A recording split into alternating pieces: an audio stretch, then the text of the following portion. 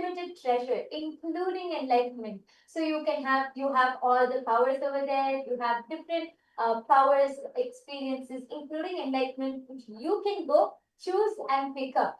And we had so beautifully, we had so many of the participants. We had one of the Rajya Sabha members who had came up and shared that when she entered into that space, when she lay down for this 30 minutes, she entered into that space, she was able to consciously go and pick up chanting. She actually was doing the chanting a few days back. She had wanted to, she really wanted to be able to pronounce the Sanskrit clearly. She wanted to be able to chant and pronounce it properly. And she was not able to do that. And during this initiation, she was able to see and go and literally choose the power of chanting, choose how to chant. And immediately after that, she actually, we told her to take the books and start chanting, start practicing. She was able to feel that whole energy just coursing through her. So, like this, we had many of the participants who had come up and shared. And Swamiji had revealed many more deeper truths and revelations about this whole about the whole space of Abhyakta. And last many days, Swamiji has been giving us so many initiations on sudden enlightenment. Today, we are going to all be experiencing sudden enlightenment guaranteed. And Swamiji, of course, out of Swamiji's compassion, Swamiji has opened it up for all, for anyone and everyone to come and be a part of this, to come and experience this. And also, actually, there's one small updated announcement for the Chitsava members. We have sent you all another Zoom link because many of you have gathered in this Zoom. We request all the Chitsava members to please check your WhatsApp. You all would have received an updated Zoom link. You all can join there. All the Chitsava members, you all would have received an updated Zoom link and you all can take a moment to join in that Zoom. We have sent you all an updated Zoom link. We request you all to please join that. Yes, requesting all the Chitsabha members to please join that. Please check your WhatsApp. You all should have received an updated Zoom link.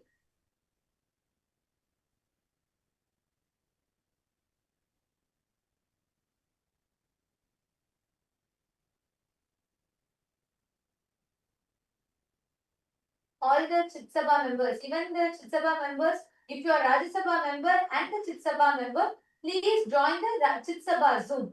All the Chitsabha members can join. Even if you are a Rajya Sabha and Chitsabha member, you all can join this Zoom. And here is where all of you will be receiving the Darshan. Ma, Sharmila, Nishala, could you all please also help inform other Chitsabha members who are not here yet? Please could you call all of them? The Darshan is going to be starting in just a few moments. So let's all get ready. And today is going to be a powerful initiation, a very, very powerful initiation. So you all can let's get ready to receive the darshan. And yes, Ma Paramashakti, please go ahead now. You can continue. You are sharing about your clip. Please come forward. So I just want to take time to brief, update everyone so they all can understand and they can also be in sync. Go ahead, Ma. Come forward. You can continue sharing. Thank you, Ma.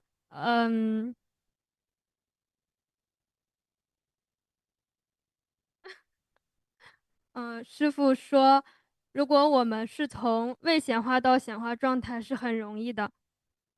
Swamiji says, actually, it's very easy for us to move from the Vyakta to Vyakta. 从显化状态到未显化状态是很难的，就好像从大海里要用勺子把大海的水挖空一样。But if you want to move from the opposite way, it's difficult. It's just like using a spoon to empty the ocean. 所以当我们把投影仪的光关上，进入未显化状态的时候，我们替换影片可以替换成任何影片，可以下载任何能力，可以显化自己，创造出来任何的体验。So that's why when we turn off the projector, we have the freedom to play any film, can create any experience of the reality that we want. 但是如果我们把投影仪开已经在播放一部影片，我们想把它改掉是非常困难的。But if we turn on the projector and we're already playing one film, so it's difficult to change it anymore. 我们很多时候用头脑想要去解决问题，头脑的存在焦虑想要去不停的制造问题、解决问题，就好像是已经在播放了一部影片，我们在屏幕上乱写乱画。It's like very often we want to use our mind to solve problems, but the mind has its own existential anxiety. So it's like we want to draw or dribble on the already played in film. 在投影的屏幕上乱写乱画。It's like to dribble, to draw things on the screen that's the projector is projecting on. 但是屏幕里播放的影片并没有任何变化。But the film that's being projected, it has not been changed or touched. 对，这个是，但是当我们停下头脑的时候，就头脑不是创造的那个部分，是那个背后的意识，是那个我们替换影片的那个地方才是创造的部分。So the part that's creating is not from the mind. It's not from the mind's creation. It's actually the creation of our consciousness.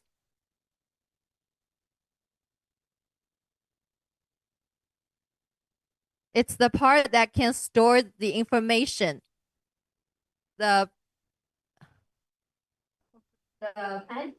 And also, Ma Paramashakti, Swamiji said, see, since you're bringing this projector example, right? They are like a pure canvas. Okay. See, even when you tell we are playing the movie, there is a certain association you are having with that movie because you feel you are picking and choosing. Listen, Swamiji so beautifully explains. I'll come to the same example of a project. You're like a wall, blank wall, white canvas, white screen, whatever. Let's say life is projecting a horror movie, a romantic movie, a rom-com, thriller movie, mystery, sentimental movie, and so many different things. But the crux is whether the movie is a horror movie or a rom-com, or whether it is a thriller movie or a sad movie, or whether the movie is super hit, earned 1,000 crore in the box office, or whether it is a flop. In all of these ups and downs, though all of it happens on the theater screen, the screen itself is absolutely unaffected. That screen is your focal point. It exists. The only feeling that is there is it exists.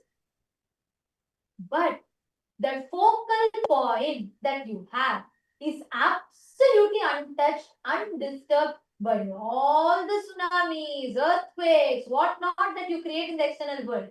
All the dramas, all the fights, and all the anxieties, everything that we create in the external world is absolutely like it.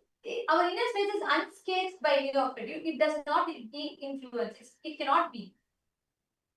And that is why Swamiji tells, when you bring your awareness, actually, when Swamiji was reading this, I was thinking, every revelation from the last year or so, Swamiji has been preparing us to receive it. Receive this truth. Because Swamiji told about seeking the source of the first person. Then Swamiji first revealed about first person, second person, third person. Then Swamiji revealed about seeking the source of the first person. Then Swamiji revealed about how that pure questioning, constantly trying to see who's that I in you. From there, Swamiji spoke about the Navatattvas, all the different things that happen in the cosmos. Then from there, Swamiji mapped it to the cosmos manifesting in you, the Brahmanda manifesting itself in the Pindanda.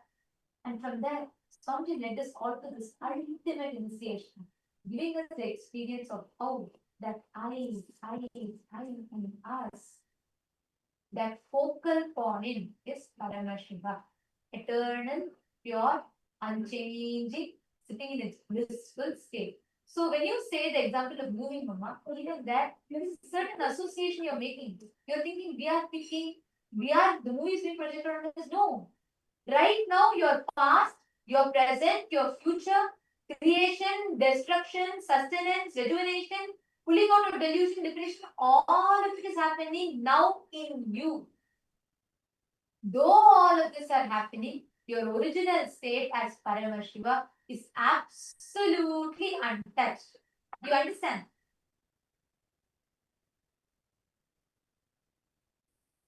Yes, ma.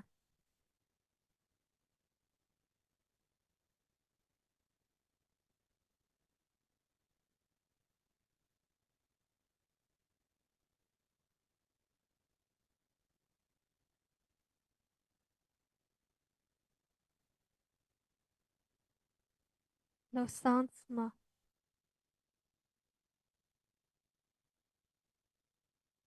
Oh, sorry, ma'am. Yes. Is there anything else you want to share, ma'am, Paramashakti?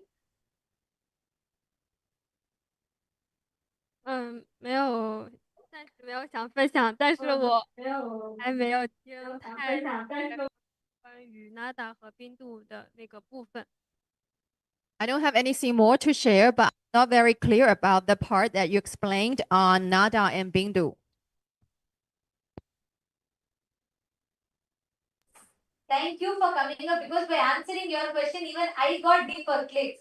The moment I started answering your question, even I got deeper clicks from that, because that is why we all need to have Akyata success. You understand? When each of us are sharing, the moment you started talking about it, I started thinking, yes, but Swamiji also told that, we are not we may be the state on which all of this happened, but we are not affected. That means the original state of us is not affected. So I should also thank you. Thank you for coming up and sharing. Because of you, I got deeper clicks. Thank you. Thank you so much, ma'am.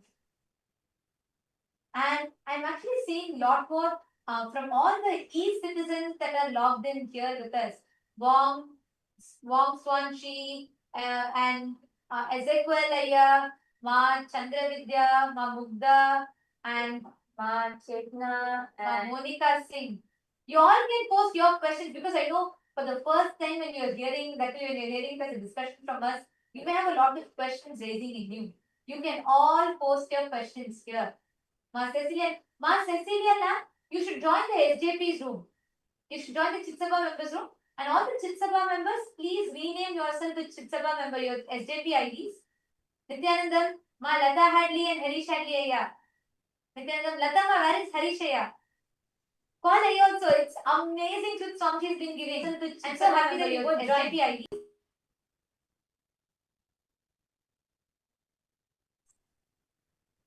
And yes, I'm seeing so many messages coming in the room, the C-citizens room.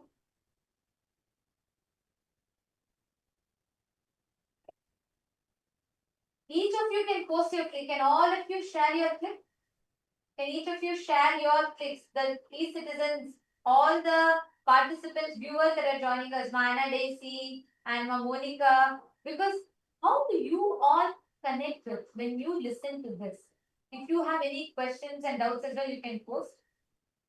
Nityanandam, Ma Helen Gomez, Nityanandam, Ma Chetana, Nityanandam, Ma Guru Prasadini, Nityanandam, Ma Nitya Guru Prasadini, you should join the Rajsabha room. Ma Shanteshwara. I'm also seeing a few of the Rajya Sabha members who have joined here. Ma Karnan and Ma Chandravidya, Ma Mirada. All of you can join the Rajya Sabha room. Yes. And Gautam Goshaya. Ma Nyanesha, did you understand? Did you click with these rooms? There are so many of you joining here. Ma Andrew Bulson and Ma Lee Chen Lee Aya Nityanandam. Guru Sharana Kata Shakti Nityanandam. We have Pal Thakaraya Nityanandam. We have Ma Anastasia Nityanandam, Ma Wendy, Ma Karina Wang. I'm seeing many more people here. Nityanandam to all the e-citizens. I request if each of you can also post in the chat as you are listening to all these sharings from the Paramashiva Sena participants, and as you are listening to all of these truths, what is clicking with you? What are your powerful cognitions? All of you can post it here, because right now, to prepare for the satsang, the best way for us to prepare for the satsang, to receive this initiation from Swamiji, is by drilling this truth deeper in us. By understanding and drilling this truth deeper and deeper in us. So this is going to be a very important discussion. Many of you have posted that actually to all the PSS participants, as each of you were coming up and sharing, all the PSS participants, we have many of the e-citizens who have posted that they were able to so deeply connect with it. They were able to understand these truths deeper. So any of you have any questions also, you can post here. Madan Kumar G is asking, my mother, Nityanandama, my mother passed away 8 days back. Can I see Swamiji's darshan? Yes, you can. Today, that is why Swamiji has opened up this darshan for all. Everybody can join. You all can share this link with anybody. This is sudden enlightenment guarantee. All the Chitsabha members, please can all of you also call everybody you know in your zones, any other Chitsabha members. Let us make sure nobody is missing this. All the e-citizens who are joining, all of you can share this link to anyone. You can call your family members, friends. Even if you have somebody who just wants to experience the healing, they can come and attend the darshan, be a part. They will automatically get the healing. They can also receive the darshan from Swamiji and also listen to all of these powerful cognitions. Actually, these are very, very powerful. So reach out to all your family members, friends, and invite anyone and everyone can come. So Madanaya, don't worry, definitely you'll experience the healing and healing through Swamiji's darshan. And now it is time for all of us to get ready to receive the darshan.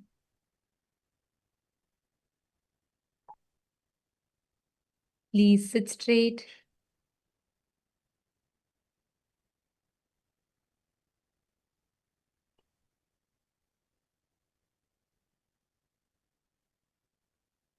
Please close your eyes. Let us all prepare ourselves to receive sudden enlightenment. The enlightenment, ultimate enlightenment, sudden enlightenment guaranteed. Please close your eyes, settle down.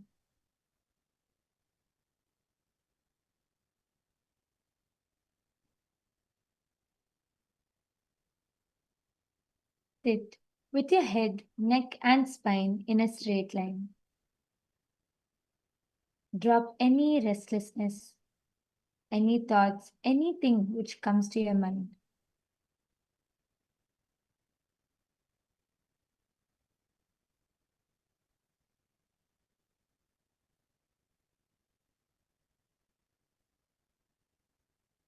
Prepare your mind and your inner space to receive the darshan,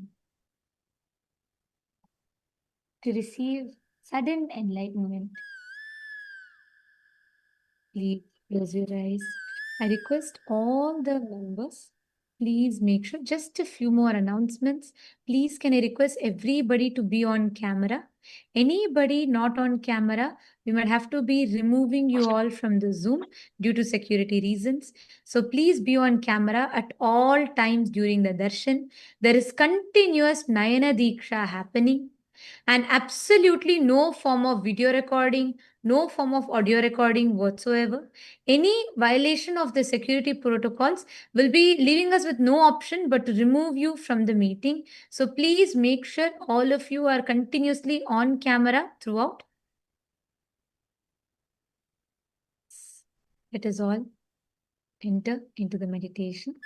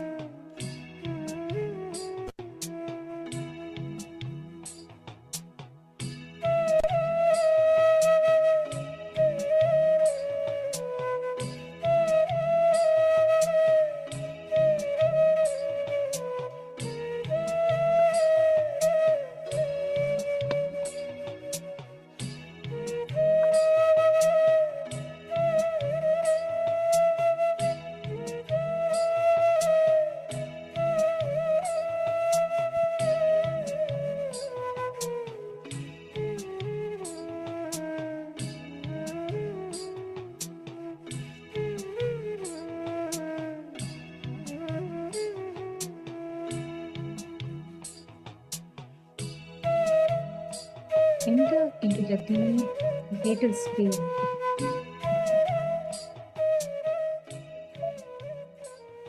Enlightenment itself is given to you. The ultimate is gifted to you as a gift, sweetly, and remain in that space of deep seeking to receive that enlightenment.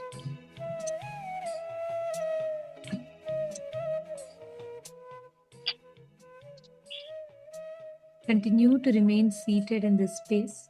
And as we are all in the meditation, just an important announcement. All the Chitsabha members, do not share this link to anybody. The Zoom is exclusively only for Chitsabha members. All Rajya Sabha members can join the Rajya Sabha Zoom and e-citizens in the respective Zooms. Anybody, any e-citizen or any Rajya Sabha member in Chitsabha Zoom will have to be removing you all from the meeting. Please requesting each of you to join the respective Zooms.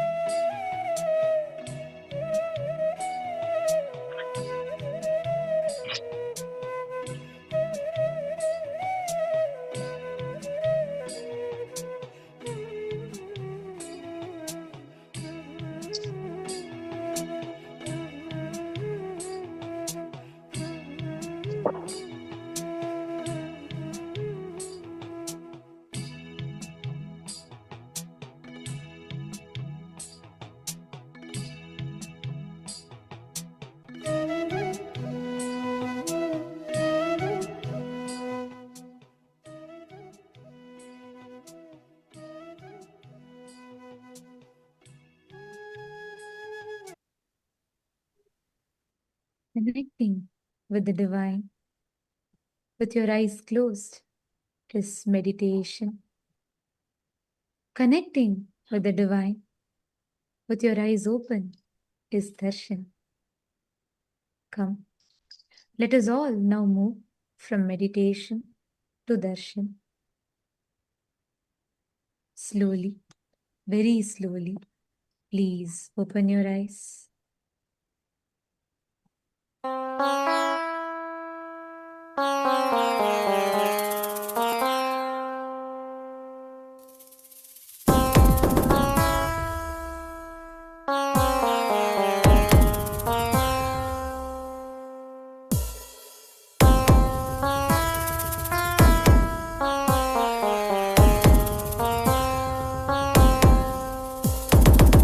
Shiva Shiva Shiva Shiva Shiva Shiva Shiva Shivane வந்து அவதரித்தான் கைலைய நாயக நாடிடுமாட்டத்தில் சைவத்தையே அவன் புனரமைத்தான் சிவ சிவ சிவ சிவ சிவ சிவ சிவ சிவ சிவனே வந்து அவதரித்தான் கைலைய நாயக நாடிடுமாட்டத்தில் சைவத்தையே அவன் புனரமைத்தான் நித்யானந்தா நித்யானந்தா நித்யானந்தா நித்யானந்தா நித்யானந்தா நித்யானந்தா நித்யானந்தா நித்யானந்தா ஞானமும் கொண்ட சக்தியும் பரமனாக நெஞ்சில் பதித்தது அஷ்டசக்தியும் 10 திசைகளும் உன் புகழை பறைசாற்றியது கைலையை படைத்த கலைஞனே கைலை நாயகா பரமேஸ்வரா உந்தன் அருமையை அகிலம் பரப்பிட படையெடுப்பனே மாஹேஸ்வரா இது ஆதி சைவம் போற்றும் எங்கள் தேசம் ஆடி பாடி கொண்டாடிடும் கூட்டம் என்று முந்தன் அழகு கவிதை பேசும் ஜெய ஜெய ஜெய ஜெய நித்யானந்தா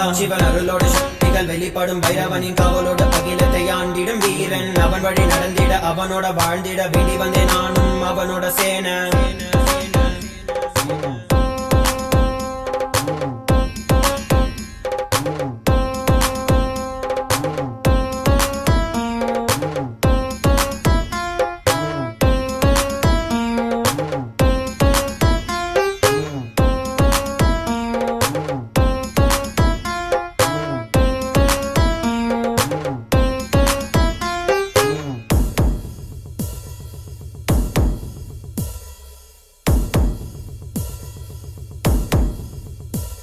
ஒரு பார்வையில் என் முக்கண் திறந்தாய் பரமசிவனாய் வாழ்ந்திட வைத்தாய் நானும் போற்றும் கடவுளே இந்த கலியுகத்தில் என்னை காத்திடுவாய் பார்க்கடல் கடந்திட வந்த நஞ்சை தானே உண்ட நீலகண்டன் இவன் ஆடும் பிரளயத்தை அடங்கியாண்டிட ஆதிசக்தியின் வடிவு கொண்டான் ஆதி சைவத்தை காத்திட வேண்டும் விஸ்வரூபம் எடுத்து நிவா கோடி அடிகளை தாங்கிய பரம்பரை எளிதில் நாங்கள் வீழ்வோமா மதுரையை ஆளும் அரசனாய் வந்த சொக்கனாய் ஆதி கைலையை அமைத்த நித்யனாய் சென்று கையிலையை செய்த செங்கோல் தாங்கிய சங்கரா நெஞ்சிலே உனன் குருவையும் உயிர் பக்தியும் கொண்ட தேவனே இங்கு அஹிம்சையே உனன் வாழ்க்கையாய் வைத்து வாழ்ந்திடும் பரமணியடா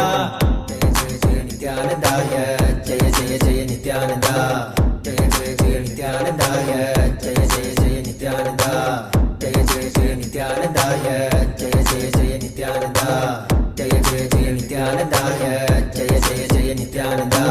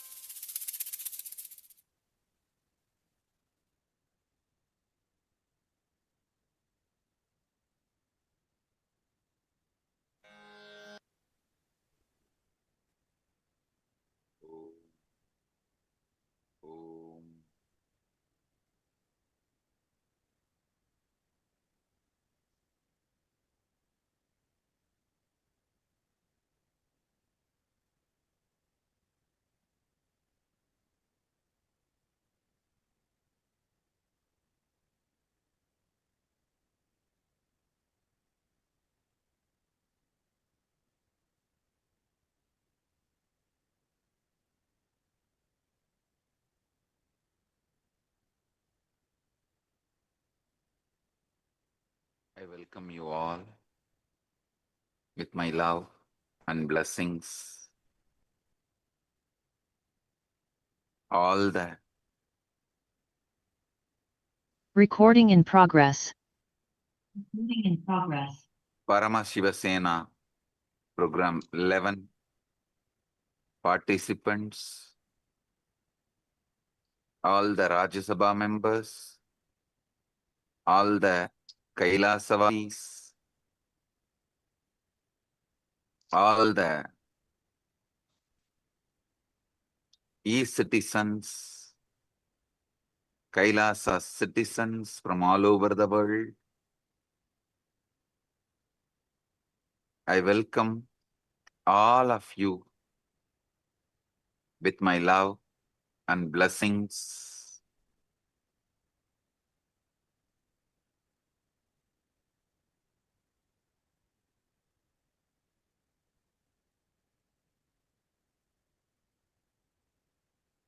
As the ultimate manifestation of the ultimate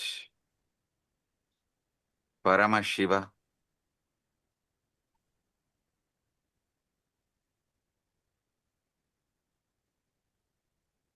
I bless you all with Paramadvaita. Paramadvaita Praptirastu.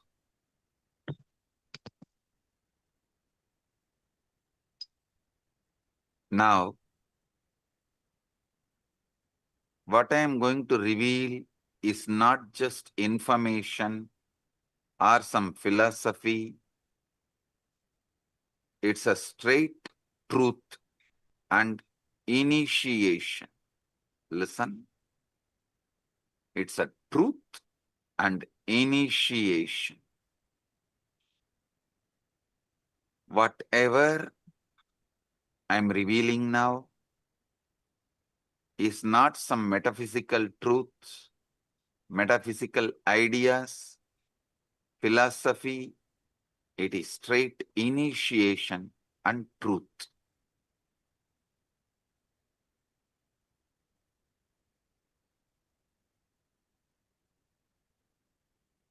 Look at your mind for a moment.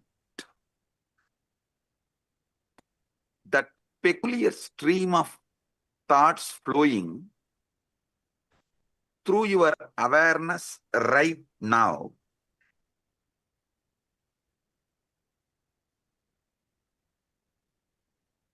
The commentary that never stops, that goes on judging you, judging others, judging everything.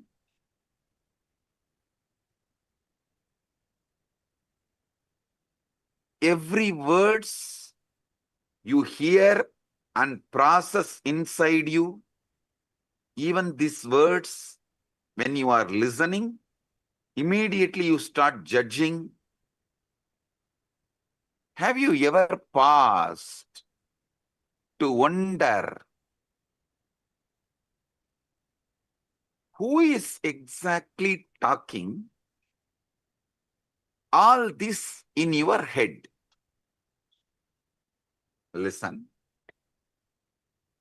Have you ever paused to wonder who is exactly doing all this talking in your head?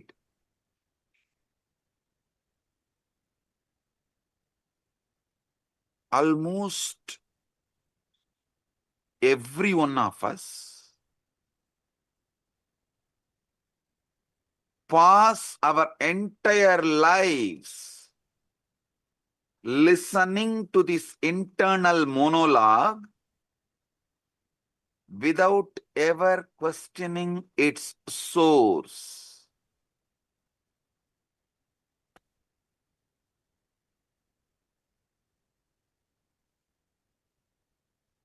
We simply assume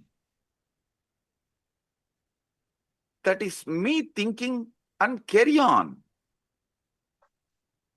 How many of you assume you are only thinking and you just let go, carry on? You carry on with the conclusion you are only thinking. Raise your hand.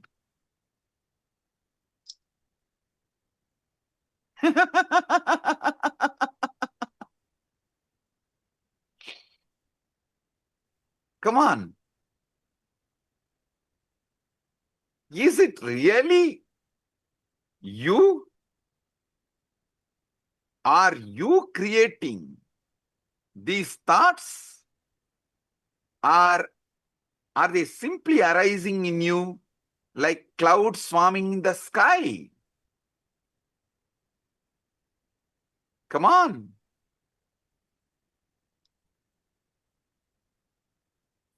If that voice is truly you, then who is the one listening to it? Who is aware of these thoughts? If that voice is truly you, is it not that awareness is also you?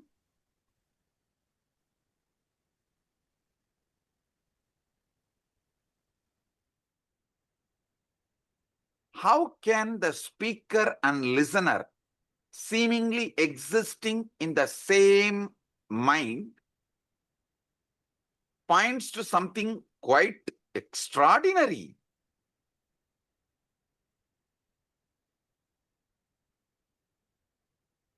About the nature of the consciousness. How many of you understand the listener and speaker both are existing in the same mind? Raise your hand.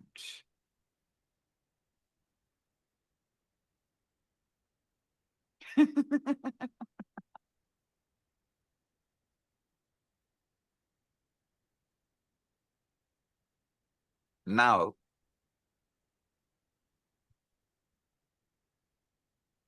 I wanted to re-reveal and explain something extraordinary. I spoke about it in 2005.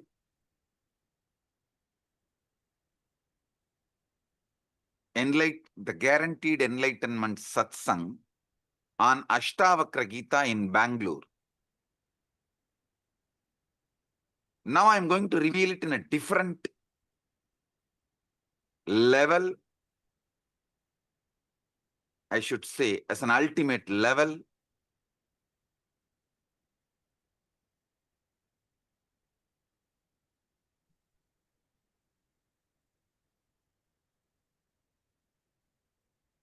your thoughts, when you are able to predict, you are the speaker and you are the listener. When you are not able to predict, you are neither the speaker nor the listener. Listen. Only when you are able to coin the words, predict, you are the speaker and you are the listener. When you are not predicting, when you are not speaking, neither you are the speaker nor you are the listener. How many of you understand this?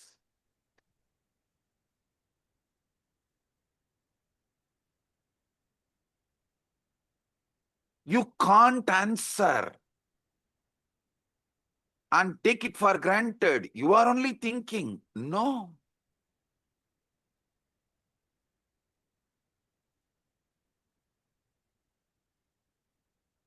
You can't dump the responsibility on someone else. I am not even thinking. I don't know what is going on inside. No. The thinking in you, the thinking going on in your head is Chit Jatak Granthi. Means it is semi-automated, consciously semi-manipulated system. Listen. When it comes to heart beating, you can say it is beating on its own. Your involvement is practically nothing. But you can't say, you can't think, you can't say you can think as you want forever. How many of you are understanding this unpredictable nature of thought?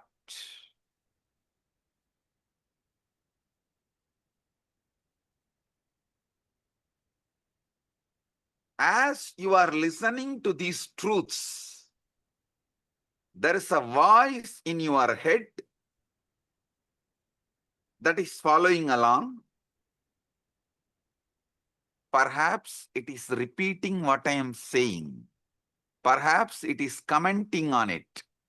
Perhaps it is agreeing with it or opposing it, or partially agreeing with it, partially opposing it. Here is a very peculiar thing. If you pay very close to attention to the voice going on inside, you will rather notice something very odd. You cannot predict with certainty what your voice is going to say next. If you decide to stop and utter the words as you want in your head, you can listen also your words. So either your speaker and listener simultaneously exist, or speaker and listener both absent, the some speaking is going on. How many of you understand it?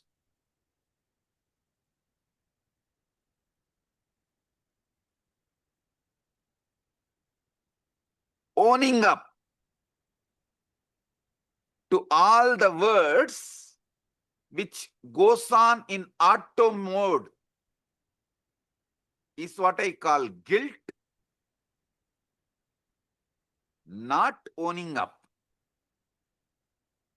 to the words you consciously generate, not owning up the responsibility for the words you consciously generate, is what I call delusion.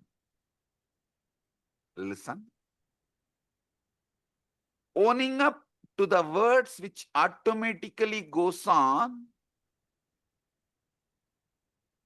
in auto mode later on is guilt. Not owning up even to the words consciously you generate and listen is delusion, or trying to cover things under the carpet. How many of you are understanding this?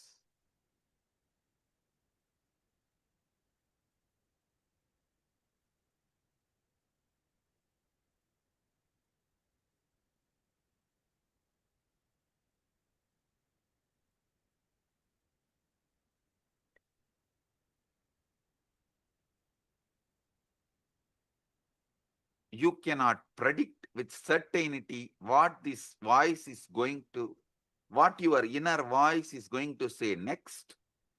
That doesn't mean you can't control it.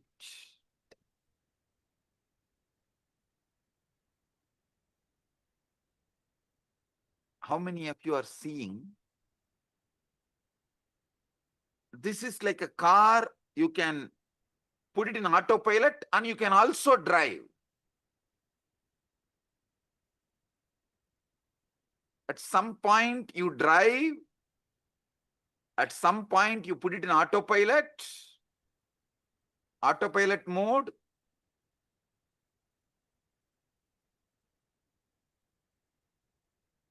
But unfortunately, even what goes on in the autopilot mode, you take the responsibility, you feel responsible for it. Automatically you feel you are only talking. How many of you understand it?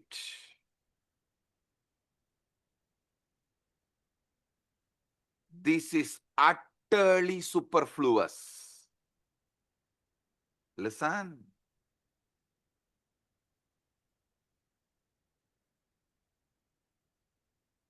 Non-recognizing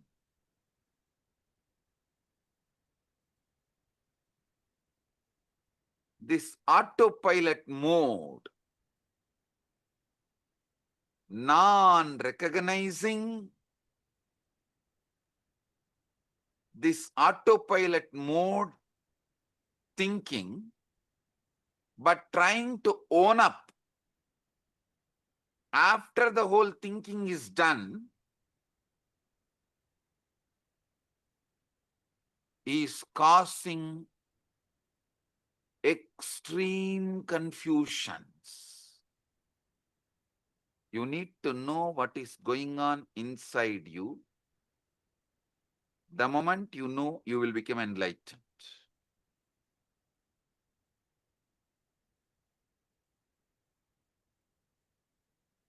Am I doing the thinking, or is thinking happening to me?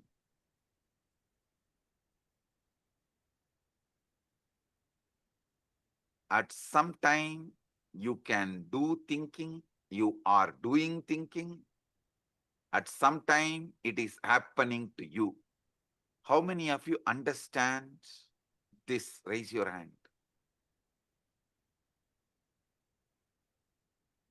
Now listen. Now listen. How many of you have this extraordinary assumption? Because these thoughts are occurring in your head, even when you are not thinking, you assume it is yours. Even in the autopilot mode, what goes on, you assume it is yours because it is happening in your head. How many of you assume? Raise your hand.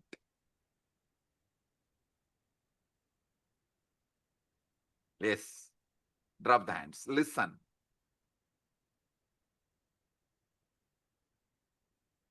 When you truly look for the thinker, the one who supposedly initiates each thought, you find yourself in a very curious position.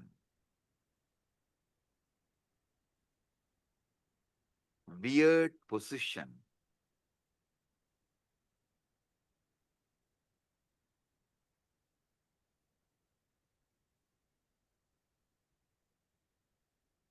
When you consciously think, yes, everything is great, right.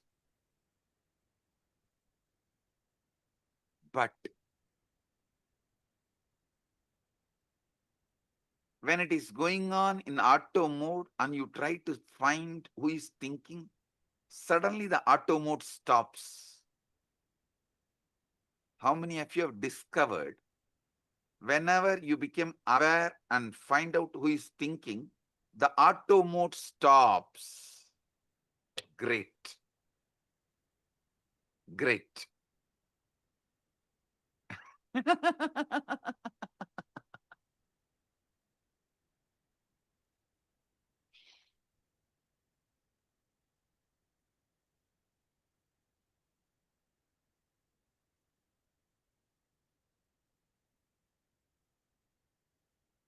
Listen, I'm going to introduce the third mode. One mode, the auto mode thinking goes on and you are not listening.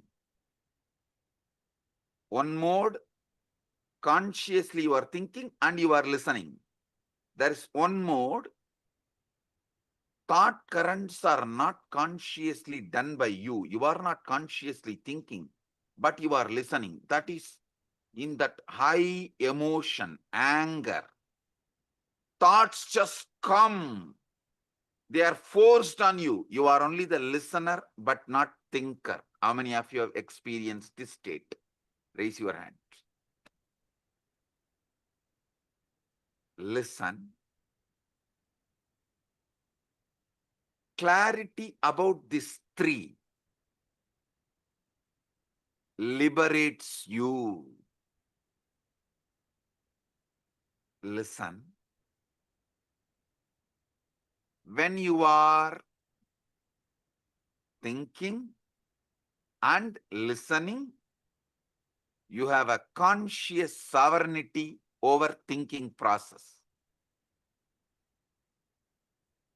When you are neither thinking, the thoughts are forced on you, it is going on, nor you are listening, but unfortunately you own it up because it goes on in your head. That is deluded, unconscious, or I should say, deluded part of you. The third one, where thoughts are not yours, it is forced. It just flows. You can't control, you can't design, you can't interfere, but you are listening. This is the dangerous mode, dangerous space. In this space, you execute the command of your deluded part. See, when you are neither talking nor listening, both are in auto mode, you only own it up as yours and feel guilty. That is not that dangerous. But when the words seep in from the delusion into your listening, but you can't control the words, that is the dangerous part of you. That is responsible for all sufferings.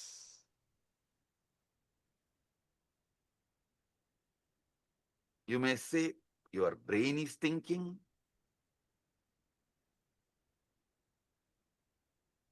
But you should know. Your heart beating, lungs breathing are completely out of your hands. At least not immediately. If you do specific acts, you can interfere even in that. If you run, you can alter your breathing, your pulse rate, all that is different. But normally, that is why you don't say, I am beating my heart or I am breathing my lungs. No.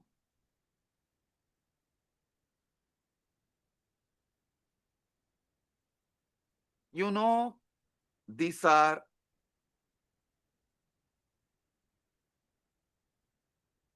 the processes happening in you largely autonomously. But even the autonomously when the thinking is happening autonomously, you own up, and when those thinking is forced on your listening, you execute thinking it is yours. How many of you understand? You are executing somebody else's command continuously and repenting by mistaking that command is yours. Raise your hand. Now, this is very important understanding you need to have.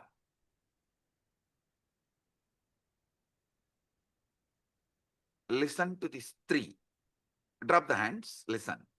One side, consciously you speak, consciously you listen. That is a chit part of you, conscious part of you. We will come to that later. It can be handled easily.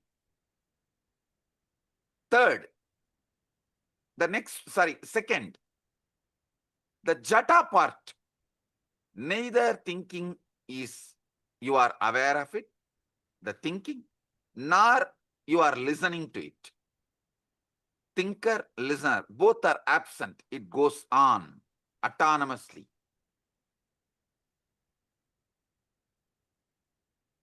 The third, dangerous.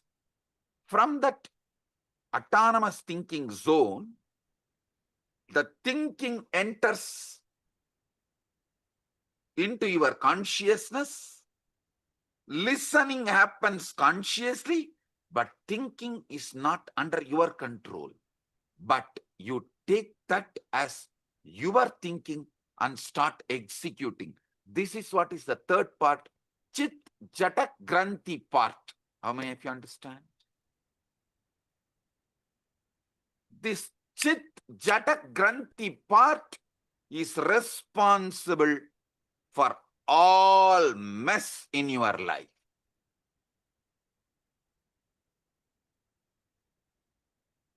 When you are taken over by anger, lust, greed, pain, insecurity, violence, the command is generated by somebody. You are only listening, but you strongly believe you are generating that command and executing it, even putting your life at stake, running behind it. How many of you are getting?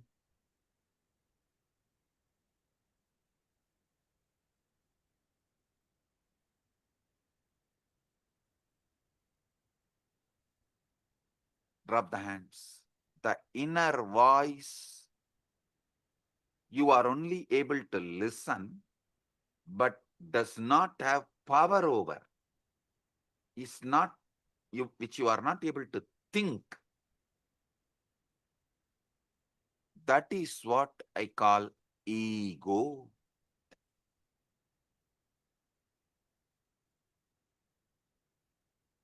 Devil commanding and making you execute. Unfortunately, you own up the devil. You feel the devil is advising you for good. You even have justifications.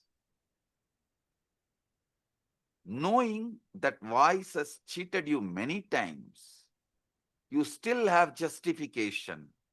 Listen, obey. Sometimes, to escape from your small mood swings, you make the decision which damages your whole life. To escape from a small pain, you make the decisions which damage your whole life. How many of you understand this?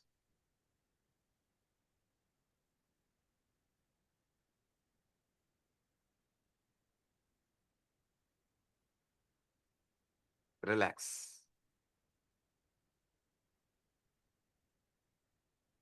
Now, understand this three component. Chit. You are talking, you are listening. Jata. Neither you are talking nor you are listening. Autonomous. Both autonomous. Chit Jata Granthi.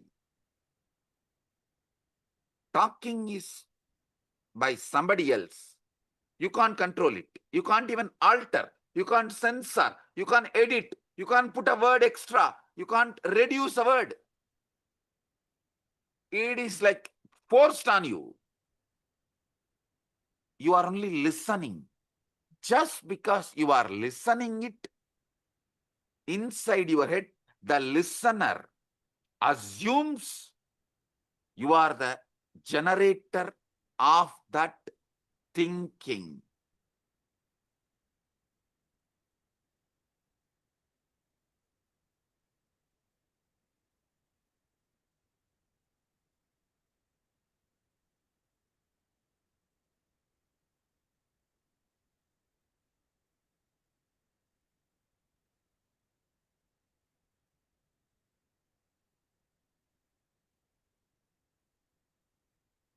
Chit Jata, Chit Jata Granthi.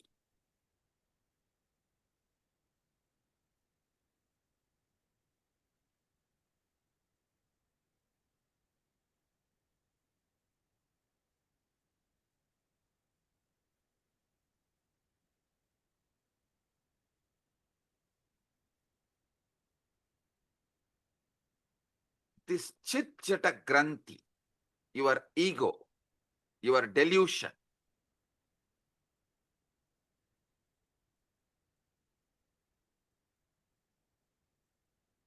this part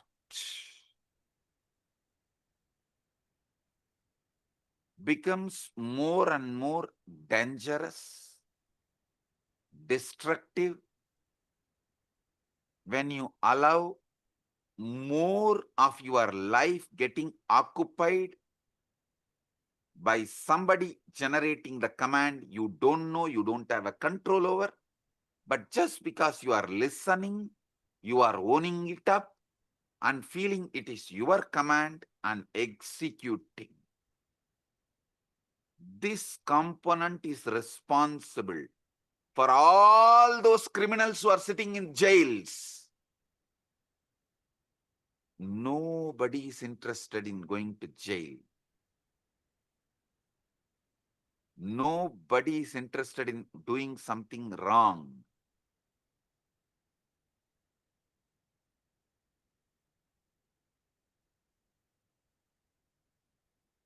But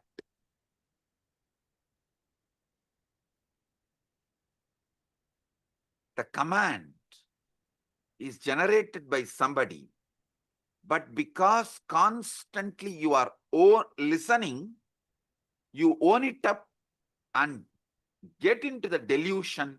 You are only talking, it must be your voice, and you start executing. Listen, don't think.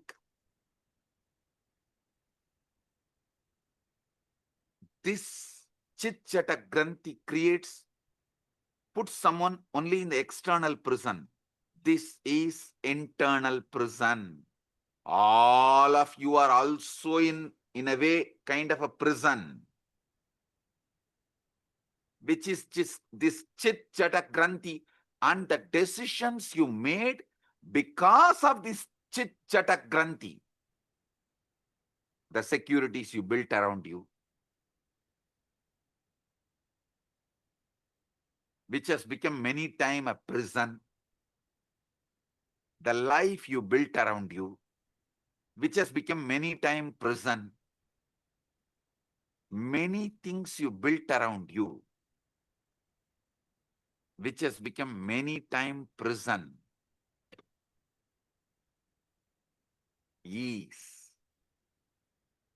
owning up to the voice just because you listen to it, because it is from your head, you think it is yours, you really feel it is yours, but actually you don't know. How can you own up something which you have not uttered? See, if something is yours, then you should be able to edit, add, delete, speak. Are you able to? No. Then how can you own up and execute certain command, some command, which you are not owner, but continuously you believe it is yours? How many of you understand this? Raise your hand. Yes, now I'll give you just 3 minutes. Pen down this chit, jata, granthi, all three. So you are understanding it.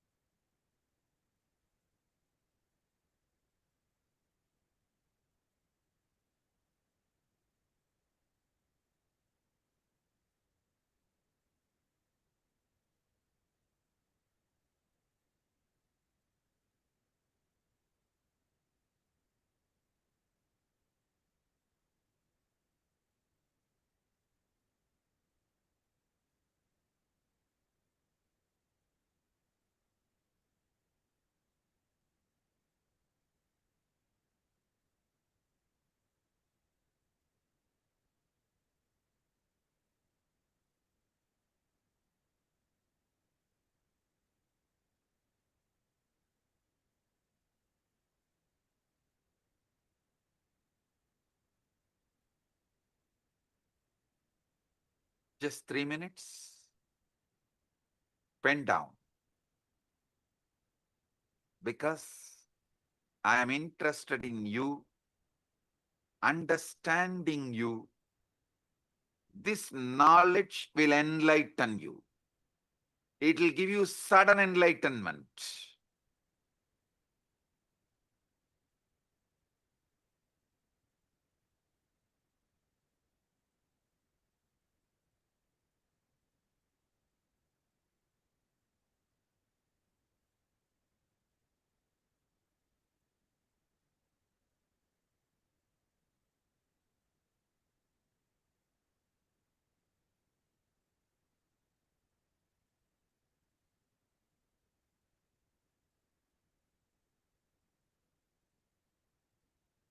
Now listen.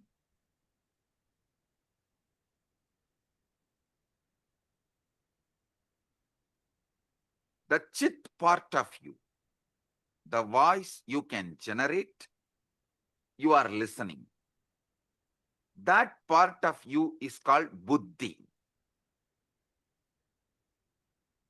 The voice neither you generate nor you listen. That part of you is called chitta. The part you don't generate the command because you listen. You assume it is yours and you obey. This part is called ego, ahankara. This voice of ego, listen, this is actually the 90% of your life. 90% of your life is dominated by this third component. How many of you understand that? 90% of you is dominated by this third component. Drop the hands. Listen. This voice has been shaped by everything you have ever experienced. Your parents, your education, your books, all the books you read, the conversations you have had, the very culture in which you have grown up. When this voice speaks of I, of me, of myself, what is it really referring to? See, when the chit-chatakrandi, the ego, when this voice is delivering command, it uses the word I, of me, of myself. What is it really referring to? I tell you one small example. It is the politician talking, I am making this decision for all of us. Please, all of you, execute. Do you have a say in the decision?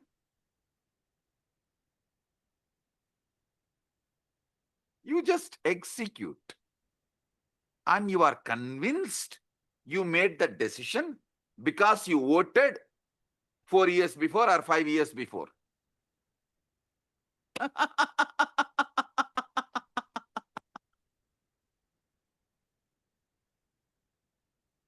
Democracy is okay for the nation. I don't want to say yes or no, good or bad and all that. Okay, that is the way it is.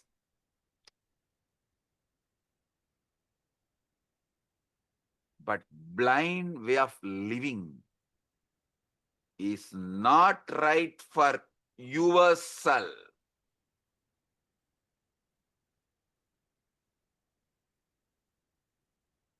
When the voice, your ego speaks of I, of me, myself, what is it really referring to?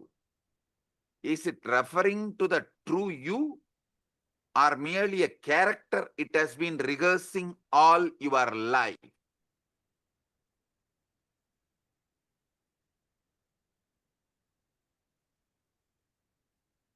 How many of you understand? From the moment we learn language, we are taught a most peculiar game. We are given a name and told, you are this. You are Ram or Suresh. I always refer these names because in India, if you scream Ram, 1/3 of the country will turn and see you. If you just shout Ram, 1/3 of the country will turn and see you. In Tamil Nadu, if you scream Muruga, 1/3 of the Tamil Nadu will turn and see you. In Tiruvannamalai, if you call Arunachalam, 1/3 of Tiruvannamalai will turn and call you, see you.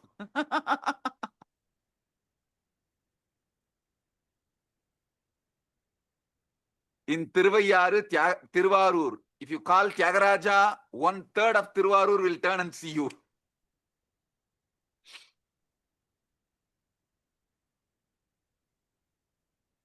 Listen, this peculiar game of name, as if this collection of sensations, feelings, experiences, all is a one continuity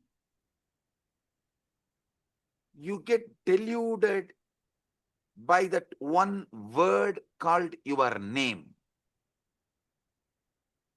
How many of you are cracking it?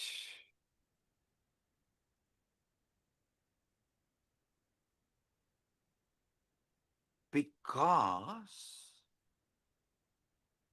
you believe in your name, and that name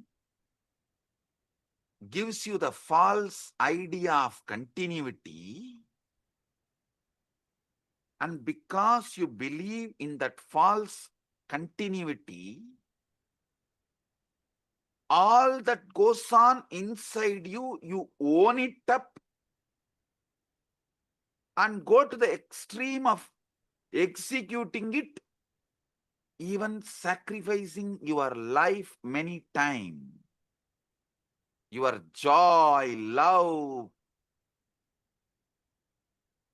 you are ready to go through so much pain and you are doing it. How many of you understand this whole drama?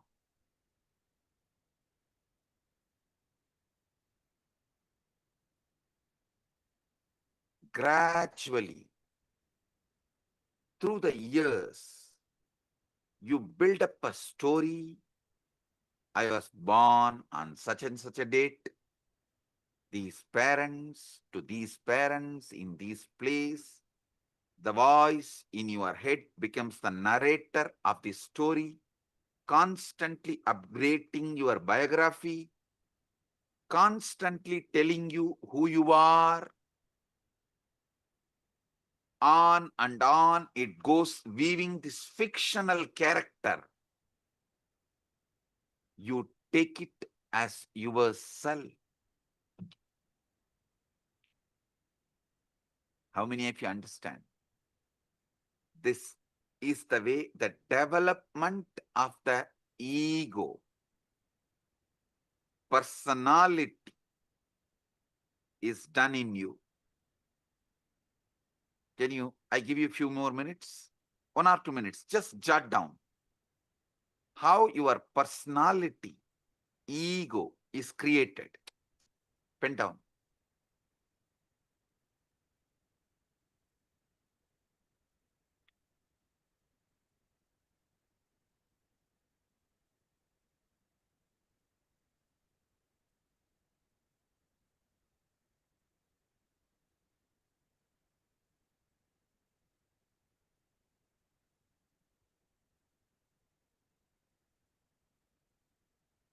But if you see, this is a case of a mistaken identity of the most profound kind.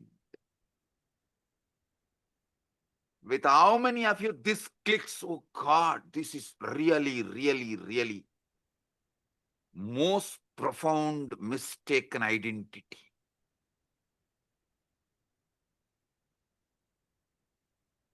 All the things stuffed as no my contribution, and I go on be executing this order. I continuously execute the order, and literally I have no role in generating the command. How many of you understand it? And these people want freedom.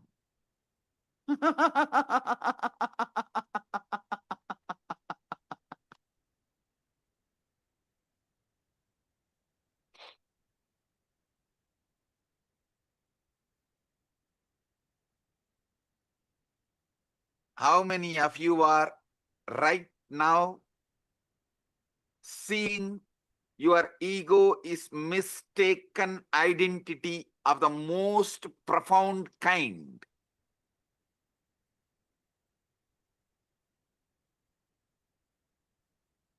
Drop the hands. It's like going to the theater, becoming absorbed in the play so deeply, you forgot you are watching actors.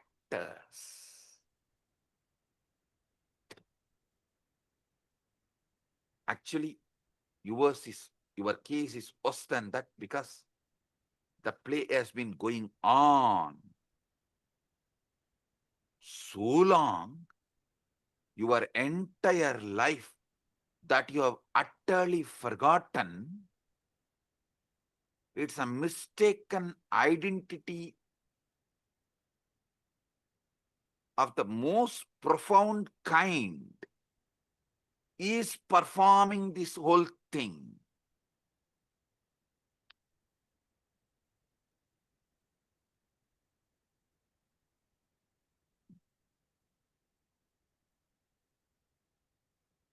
This separate self, this ego, as I named it, for your understanding, for our convenience, we named the Chit Jata Granthi. Buddhi, Chitta, Ahankara.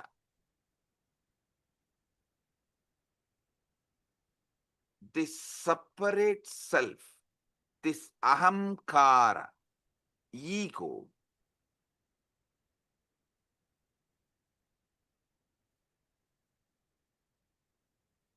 is the source of all Maya, all illusion, all delusion, and it is not actually an entity at all.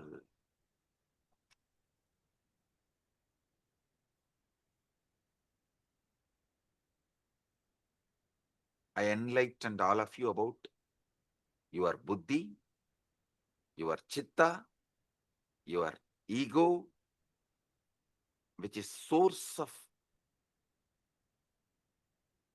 all illusion and delusion. It's a process. It is something your organism is doing. But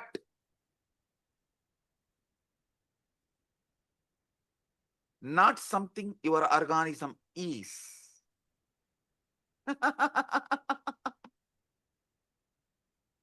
It is something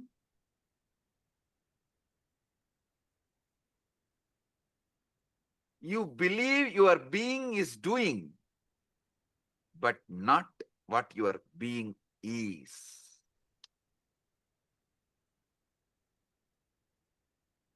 How many of you are getting it?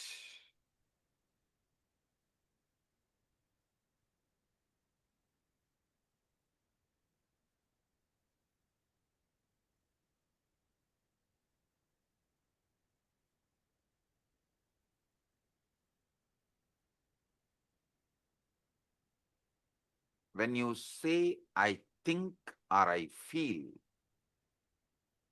what exactly is this I think or I that thinks and feels? If you try to point it, what can you point to? Your body? But your body is constantly changing. Once in every 7.5 years. That is why in Hindu tradition, in our horoscope, we kept it sunny for 7.5 years. Once in 7.5 years, your body completely changes. How many of you know that? Every cell is replaced.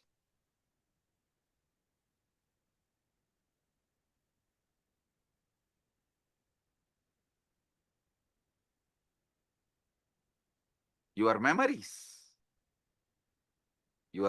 to change. Some fade, some are embellished, some are entirely fabricated without even you realizing it.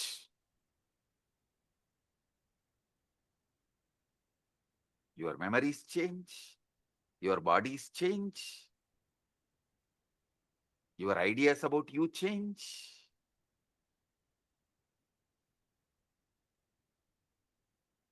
Your name gives you the delusion of continuity stops you experiencing eternity. The delusion of continuity stops you experiencing eternity. Note down this word. This is the most powerful cognition.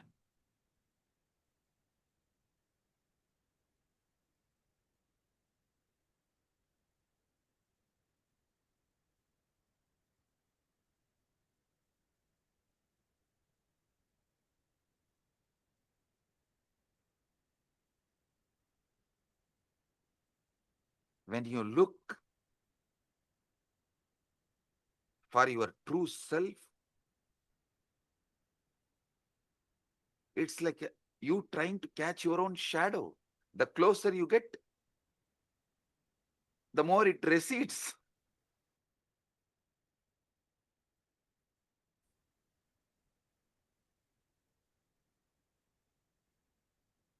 How desperately you cling to it, how terrified you feel at the prospect of losing this sense of self. How many of you understand? You are terrified at the prospect of losing this sense of self. That is why you continue to cling to this delusion. That's the true pathology.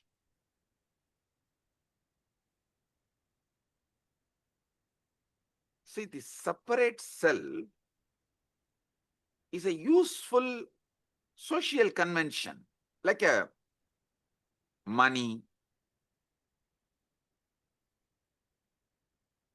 everything, how the idea of time is useful. For socially it is useful.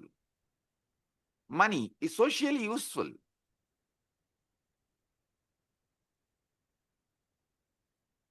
But not the truth.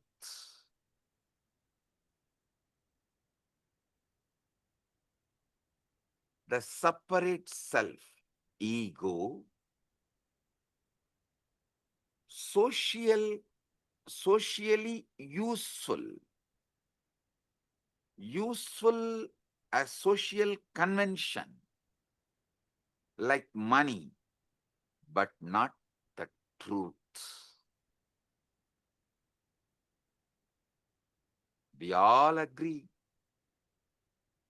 to pretend it exists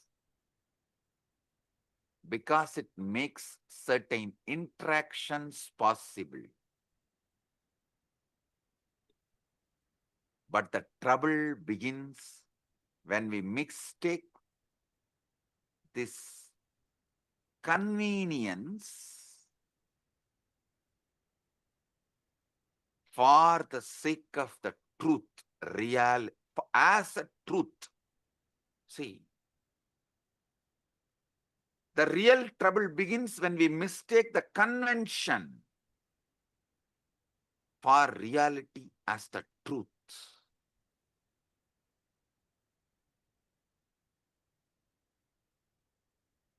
There's a most peculiar paradox at the center of this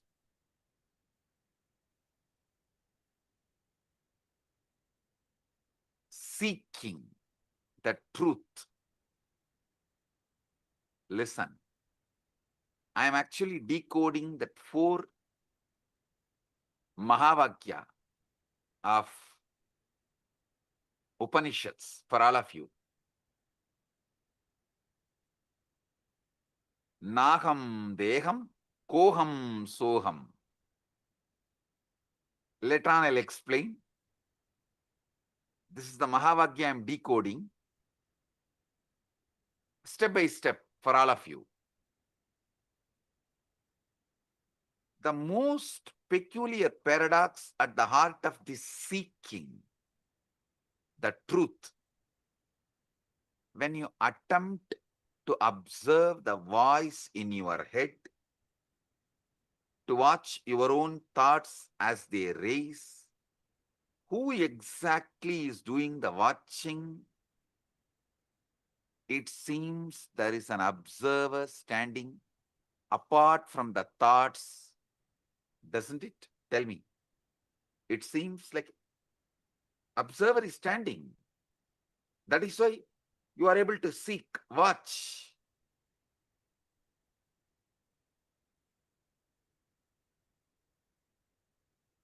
But if you look closely at this observer, you will notice something extraordinary. It too becomes an object of observation. You can observe even the observer. If you have done ajapa, you can understand what I am saying. In the beginning of the ajapa, you will try to do Shiva, Shiva, Shiva. Then you can make that Shiva, Shiva repeat, and one part of you can observe, one part of you will be doing the japa. If you go deeper, one part of you will be doing the japa, one part of you will be observing, one part of you will be observing the japa and the observer both. If you have done ajapa sadhana, you will understand what I am revealing.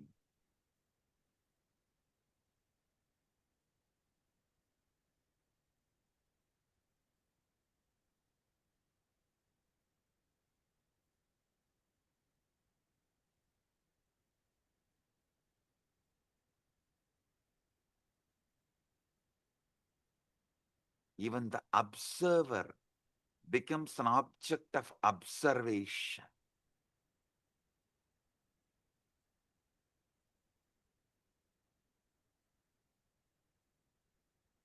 You can see everything except the seeing itself.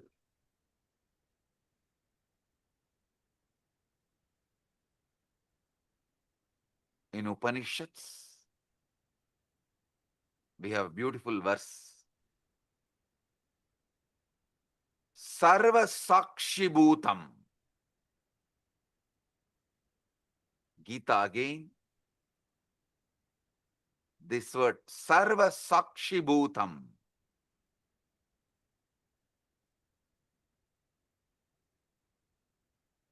The word is used.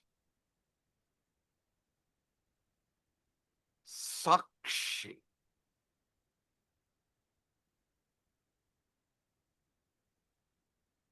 Other than the seeing, you can see everything. This Sakshi Bhutam, this witnessing presence that is aware of everything, including your thoughts,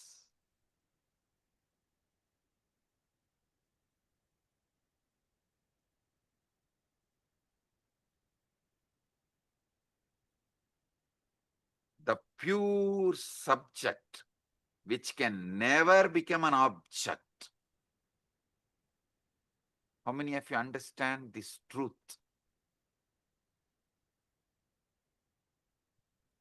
Sakshi, listen. This Sakshi, the pure witness, the pure awareness,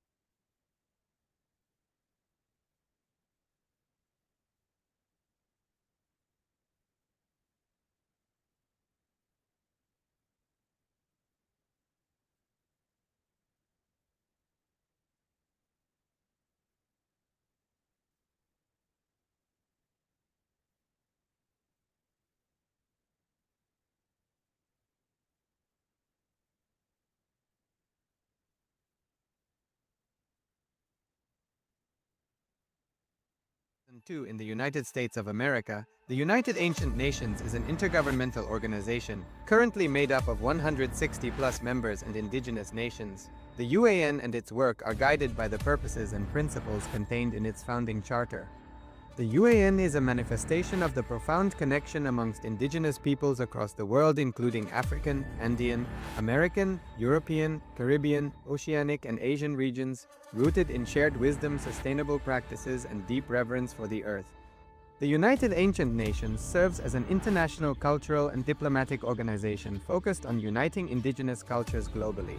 Our governance structure is council-based without territorial claims, led by a collective leadership through our General Secretariat. As a non-state entity with UN-style advocacy, we focus on several key areas: cultural and digital heritage preservation, indigenous diplomacy, revival of indigenous knowledge systems to solve humanity's problems, global peace, environmental preservation, health and wellness, sustained economic development, indigenous and cultural tourism. While the UAN represents numerous indigenous cultures, the United States of Kailasa serves as the first indigenous nation specifically for Hindus. Kailasa's mission is focused on the revival of the ancient enlightened Sanatana Hindu civilization with a formal governance structure including a head of state, ministers, and ambassadors. Under the leadership of SPH, Supreme Pontiff of Hinduism, Bhagavan Paramashivam, Kailasa has achieved recognition as a sovereign subject of international law, possessing distinctive attributes of juridical statehood. The United States of Kailasa is the main sponsor of the proposed UAN headquarters. This initiative would bring forth an estimated $100 million in revenue for the host country through summits, conferences, tourism, and development projects. The proposed UAN headquarters would represent the world's indigenous nations and peoples through its architectural design. It would blend the best of all worlds, featuring top modern architecture, the highest green building standards, and ancient Vastu architectural principles. This headquarters would serve as a central hub for indigenous diplomacy, cultural preservation, and collaborative efforts towards sustainable development and global peace. Through this initiative, we aim to create a dignified platform for indigenous leadership rooted in ancestral wisdom, cultural legitimacy, and collaborative innovation, enhancing global dialogue and regional stability. The establishment of the UAN headquarters would position a host country at the forefront of a global movement promoting indigenous wisdom while creating significant economic opportunities for the nation and its people.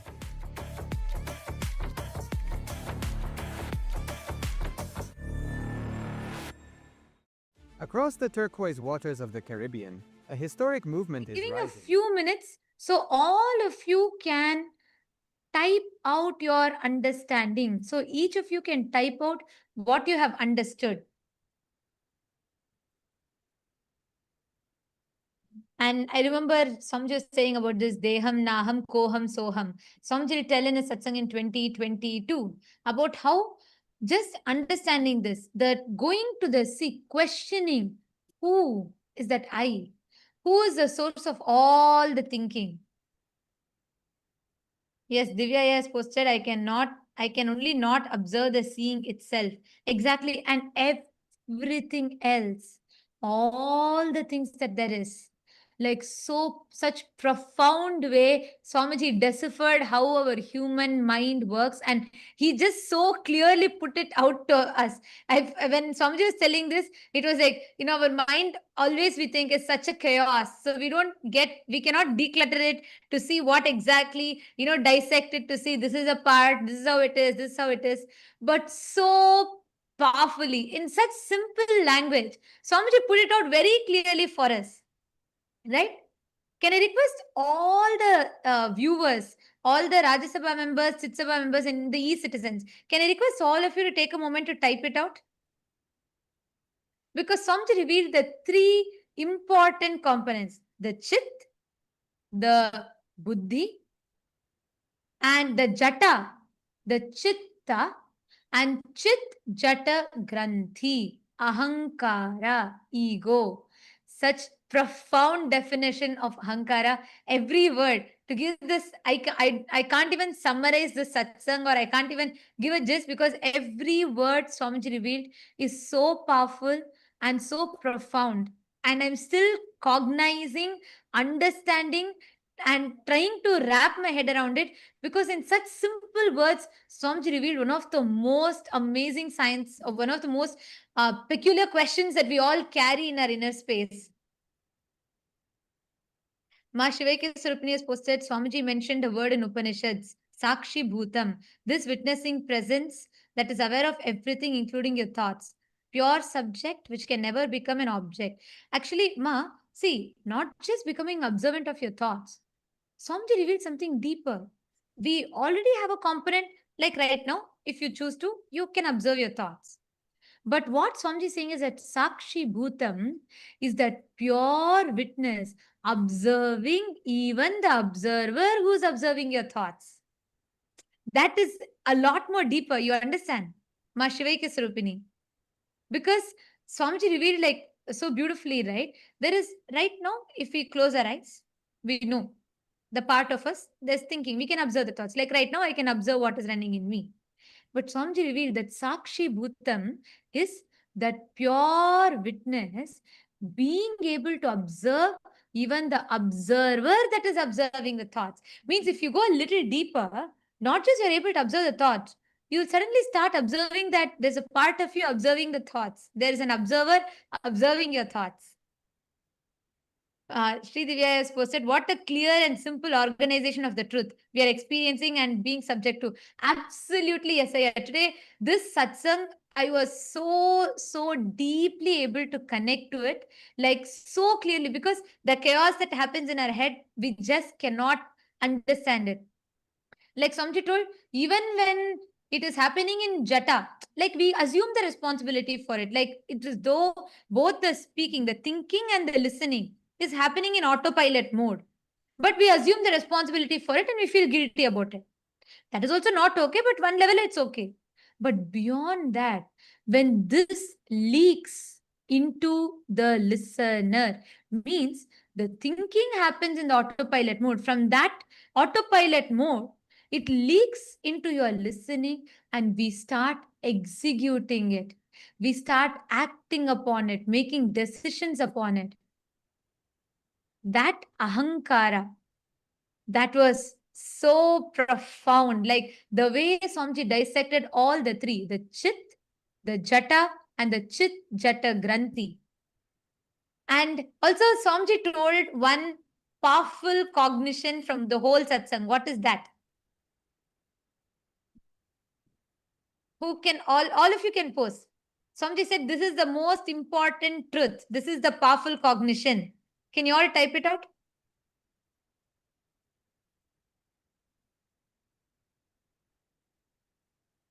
What is that one powerful cognition? Vimal Patelaya, you have put ego stops you experiencing eternity. The stops you experiencing eternity is right. But Swamiji said something very specific. Yes, your name. And the most important truth, Swamiji said, the perceived continuity, because your name, everything changes. Your body changes, your thinking changes, your memory changes. And Swamiji said even, sometimes memory can even be fabricated by us. That was like another big shock. But anyways, so your memory changes, everything changes. But the name that you have, the perceived continuity the name gives, stops you from experiencing eternity. Wow. Just wow. What an amazing truth. Yes, Shiv Panditaya, your name gives you a sense of continuity, but you miss that you are eternity itself. Yes.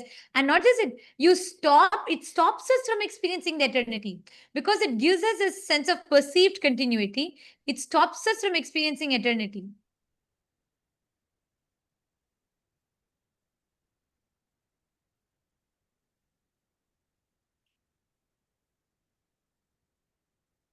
Yes, I request all of you to post, continue to post. The satsang is going to be continuing right now. Let us take a few minutes to post. Each of you can pen down your understandings.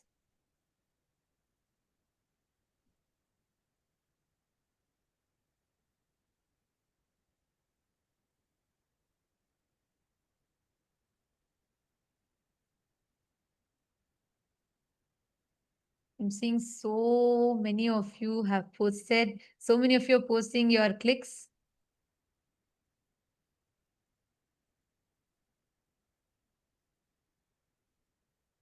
The way how Swamiji organized, laid out very clearly, took it part by part, Chit, Jata, and the Chit Jata Granthi, which is basically the Buddhi, the Chitta, and the Ahankara. And so precisely laid it out for us so we can understand our mind. Ma Nityanandeshwari is posted, it was wow. And Marashmi Dubey, that's correct. Yes, that was the main powerful cognition. The name gives that perceived sense of continuity, stops us from experiencing the eternity. And we are going to be, the satsang is going to be continuing. We are going to be continuing the satsang, requesting all of you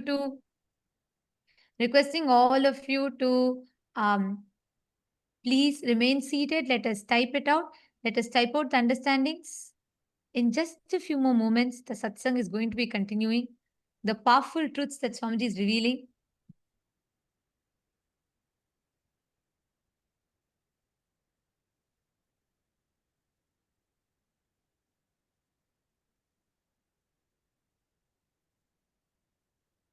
And all the viewers, all those that are watching us on YouTube, and all the citizens, e-citizens that are logged in here, can all of you also post what all each of you are understanding?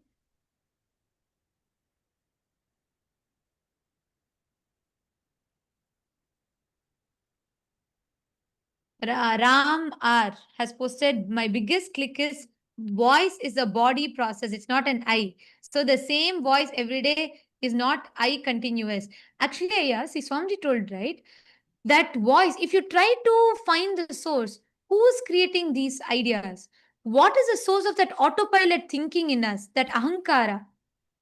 Just when Swamiji was telling it, I was having that question, and Swamiji so beautifully answered. You cannot put your finger to one particular point because it's a summation of all the cognitions, words, dialogues that you've had from your parents, teachers, school, religion, church, so many different concepts. A summation of all of it together. Om, om, om. Blessings to all of you. Sorry for the technical glitch. If you are able to see me, hear me, please wave your hands. If you are able to see me, hear me, please wave your hands. Report.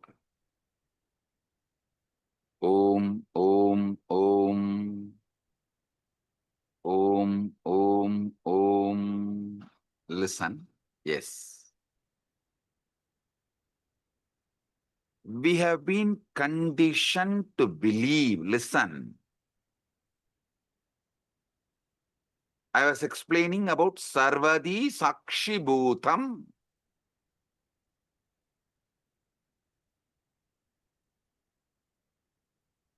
In everything, that pure Sakshi. In the West, we have been conditioned to believe that consciousness is something the brain produces. Like how the liver produces bile.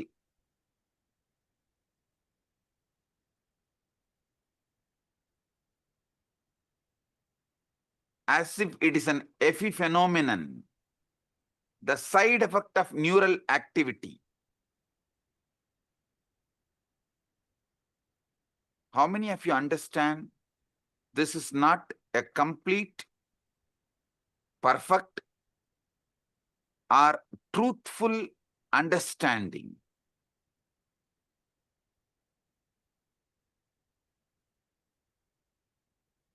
See, this is like the screen on which you are watching the movie is producing the movie. If someone tells that screen on which you are watching the movie is only producing the movie, how foolish it is. Same way, the screen receives the signal and shows it. same way, brain receives consciousness, but not producer. So understand,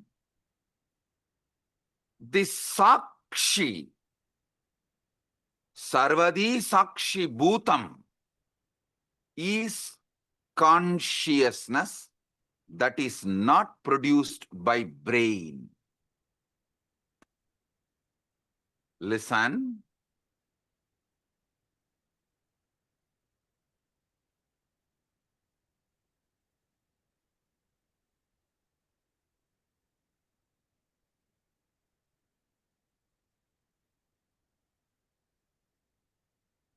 All Vedanta Sampradaya,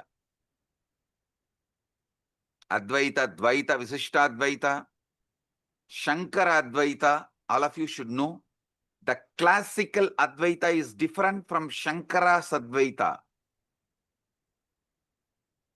Many of you are thinking Shankara is the Acharya who promoted the Advaita. Sure, but his school of Advaita is not as the classical Advaita. If you go and read, his own guru's guru, Shankara's guru Govindabhata, Govindabhata's guru Gaudabhata. Gaudabhata's Mandukya Karika, if you read, you will get the glimpse of the classical Advaita. And if you read Shankara's Advaita, means his own books, the books he wrote, like Viveka Chudamani, all of it, the Shankara's Advaita is different from classical Advaita. Listen, all these Advaitas, Advaita, Visishtadvaita, Dvaita, Shuddhadvaita, all Advaita, all Vedantic traditions accept the one truth. Consciousness is the fundamental ground of the being. That Sarvadi Sakshi Bhutam, which I was describing,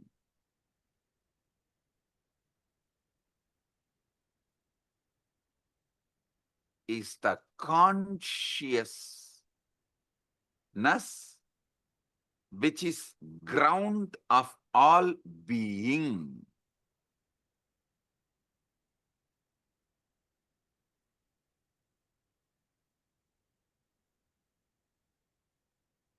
Listen, if you want health, you need to get involved with your body and do yoga. If you want enlightenment, you need to get involved with your inner space, consciousness, and see what is going on and awaken yourself. What?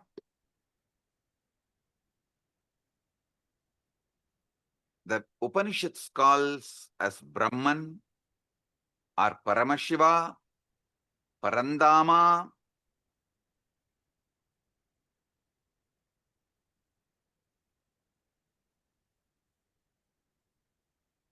That is that Sarvadi Sakshi Bhutam. When that mirrors in individual being, we call it Atma. Atma is that Sarvadi Sakshi Bhutam in individual.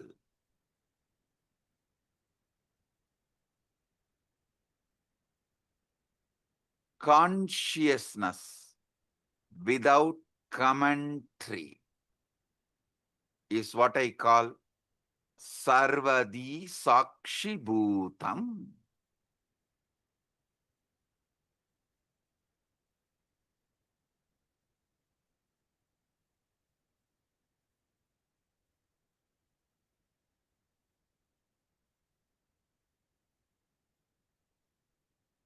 when you are in deep meditation, ajapa japa, or after puja just sitting in unclutched space,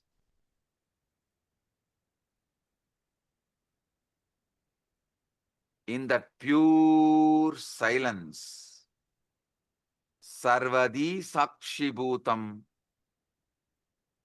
comes out, removing all the veils, all the masks, all the makeup. You get Vishwarupa Darshana.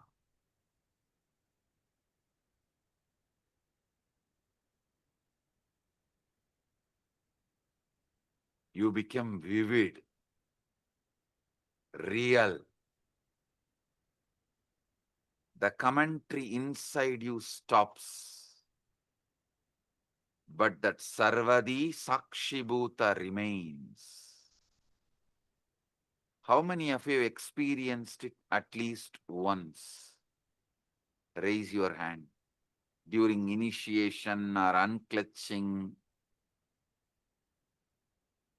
That's all. Listen. Listen. The true nature of consciousness might not be the inner voice at all, but the Sarvadi Sakshibhutam, in which these voices come and go. They all come and go.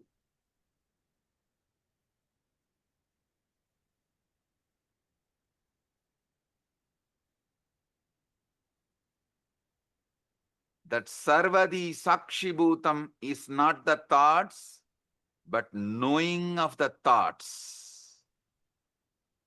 As soon as you try to grasp this pure awareness, to hold it, examine it, it slips away. It disappears.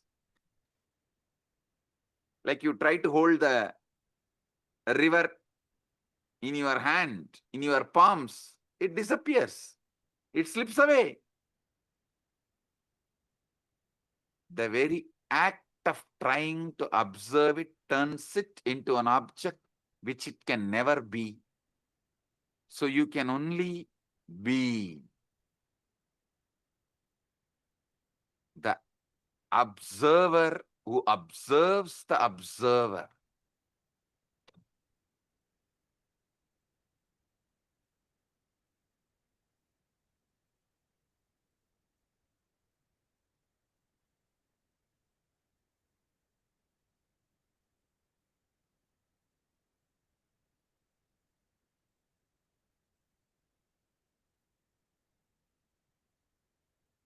Now,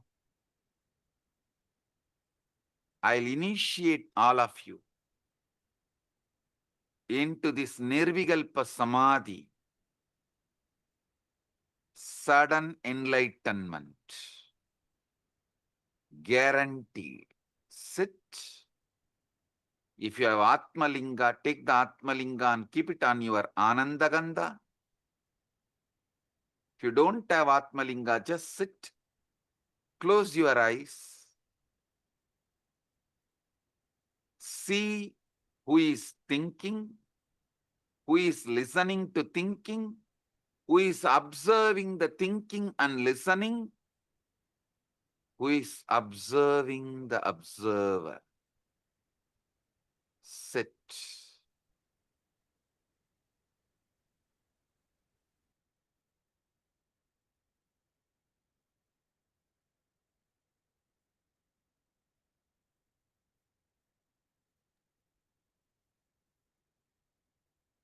Sarvadi Sakshibhutam.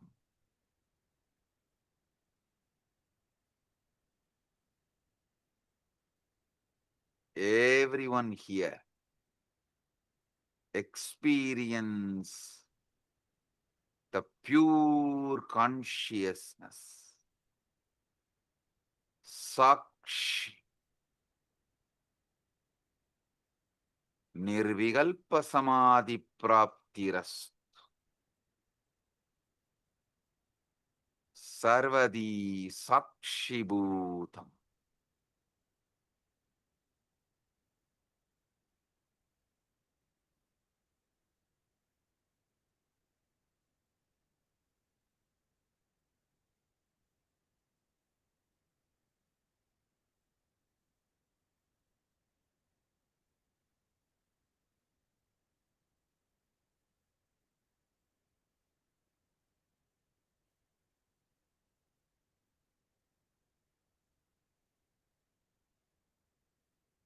Anecha degam manaso javiyo nainaddevo apnuvan purvamarshat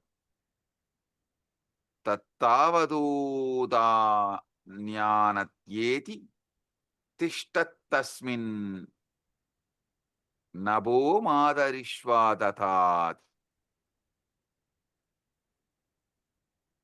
The motionless one faster than mind, and devas and senses could not overtake it, which ran before. Sitting it goes faster than those who run after it, by it all pervading.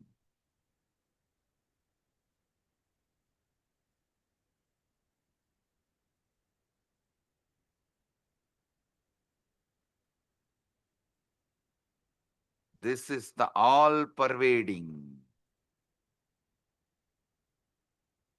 deeper than the air that supports the all living beings.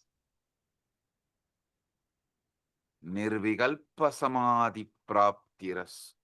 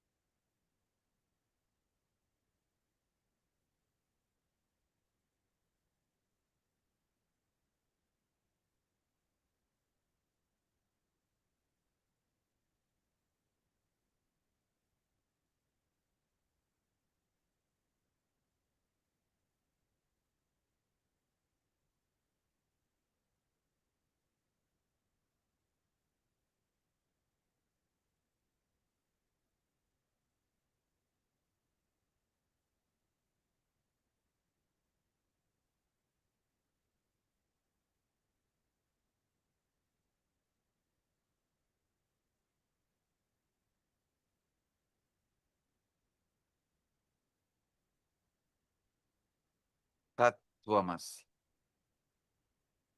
Nirvikalpa samadhi praptiras. Sarvadi sakshibhuta.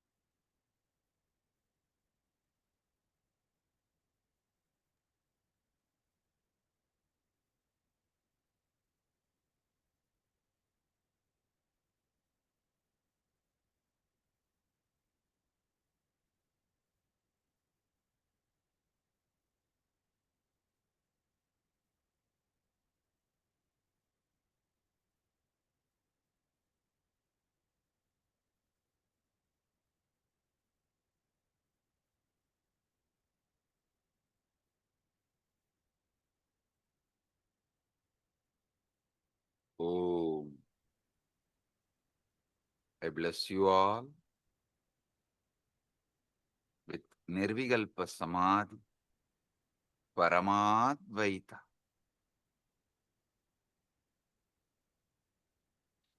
I'll continue to expand the deeper truths tomorrow the same time in the satsang.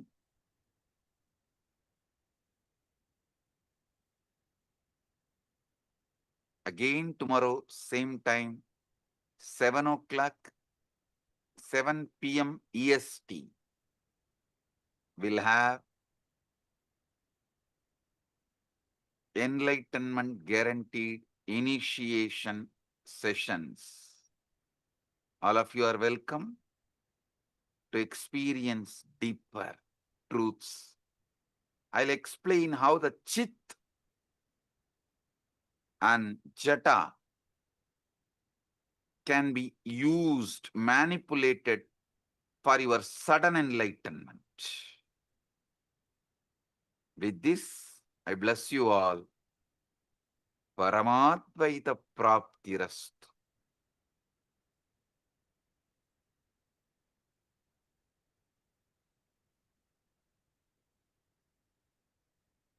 Blessings.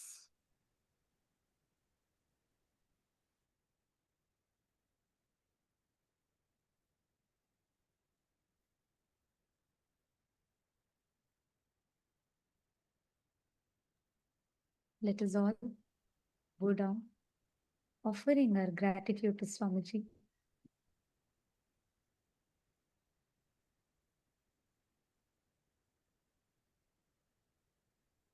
Revealing such profound truths for us to be able to understand our mind, understand our thinking. Actually, even before we all talk anything, can all of you take a moment? How many of you are feeling like that aha moment in you? You're like, oh my God, yes, yes, yes, yes.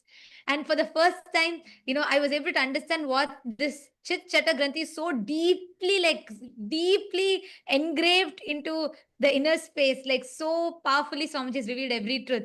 I see all Chitsapa members waving your hands. Yes. Oh, Vinayaka also has posted. He has posted this is the first time Chit-Chata Granthi hit me and got bolted inside me. So beautifully explained by Swamiji. Absolutely. And Divya has posted, he understood it at an operational level. Yes.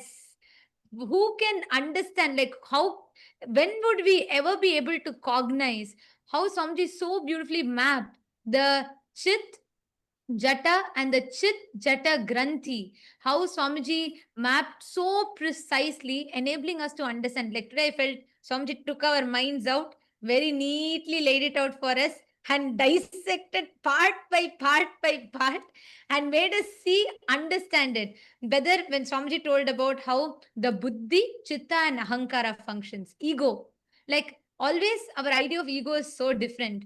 But here, how Swamiji came and precisely pulled it all out and laid it out for us. Come on, can I request everybody in the all the e-citizens room?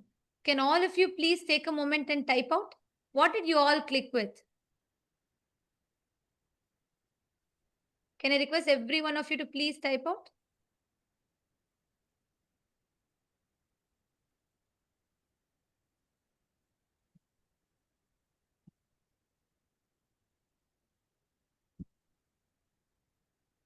Requesting all of you to please take a moment, please type out.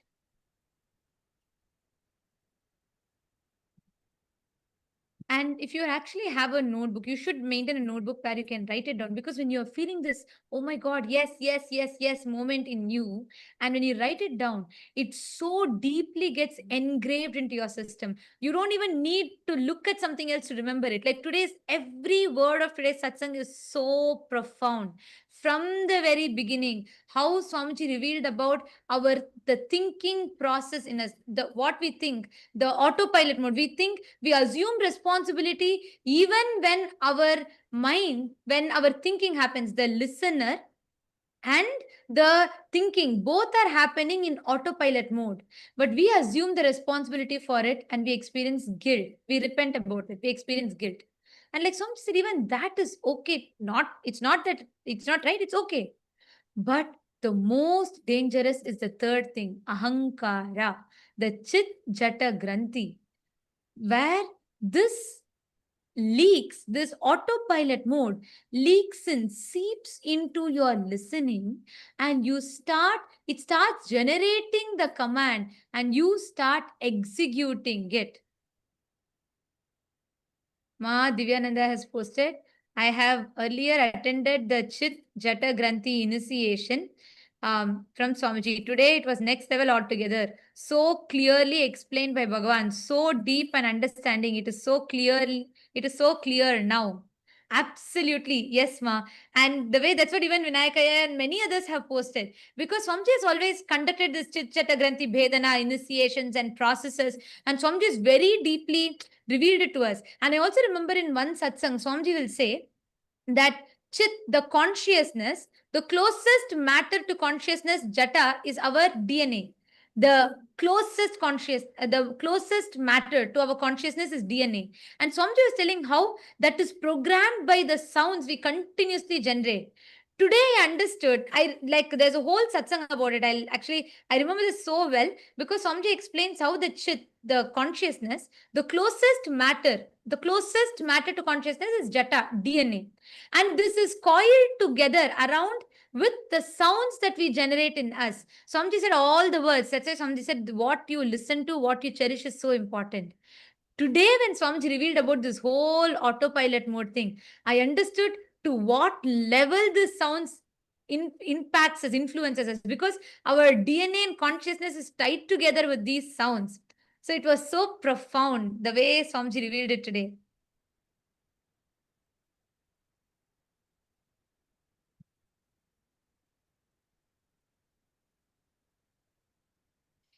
And yes, can I request all the others, even Paramashiva Sena participants, can I request you all to take a moment, write it down. What did each of you understand? And once you have written down, you are welcome to come up and share your clicks. If you allow me, I can go on for the next 1 hour because I'm like so excited with every truth about Swamiji's words, every single truth that Swamiji revealed today. But I also like to request and have all of you come up and share your clicks, because this is a space in which power manifestation happens. How many of you are feeling so fresh? Like your whole brain is feeling so fresh, so wow, so aware and so conscious? Exactly. The initiation is so powerful. The way how Swamiji laid it out for us. Anyone in Saint Kitts wants to come up and share? In Saint Kitts, once you have written down and if you have processed, if you have wrapped your head around it, you can come up and share.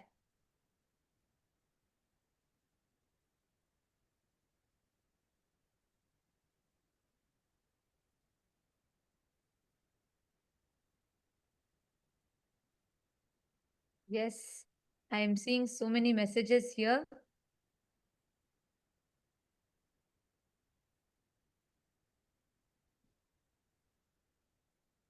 Ma Prematasi has posted, the delusion of continuity is useful for social interactions, but not truth. Brain receives consciousness and not produce it. Ajapa Japa makes us observe the observer. Ajapa Japa itself, yes, that's one tool, but Swamiji gave that as an example.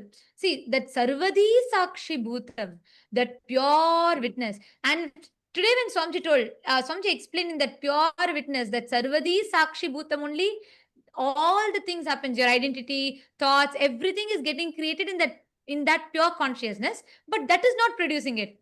Just like the theater screen is not producing the movies, that is not generating the movies, that's just a mere screen on which all the movies are projected. And I was able to understand this deeper because over the last few days Swamiji has been explaining to us about the focal point, right? How the focal point is where all the things simultaneously, spontaneously keeps happening. It all comes and goes.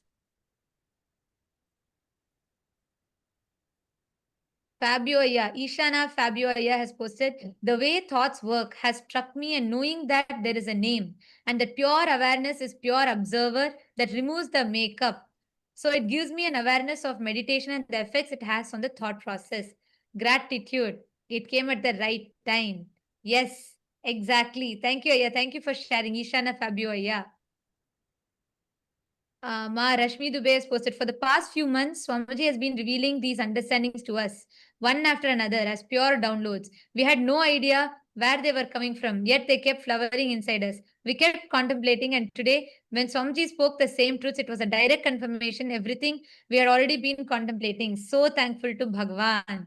So beautiful. Actually, whenever we are in that Shakti Pada, whenever we are in that feeling connection, because we are a quantum field, we are not like matter, we are a field, quantum field. The moment you connect, the whole being and body raises to that higher space. That's what is Shakti Pada.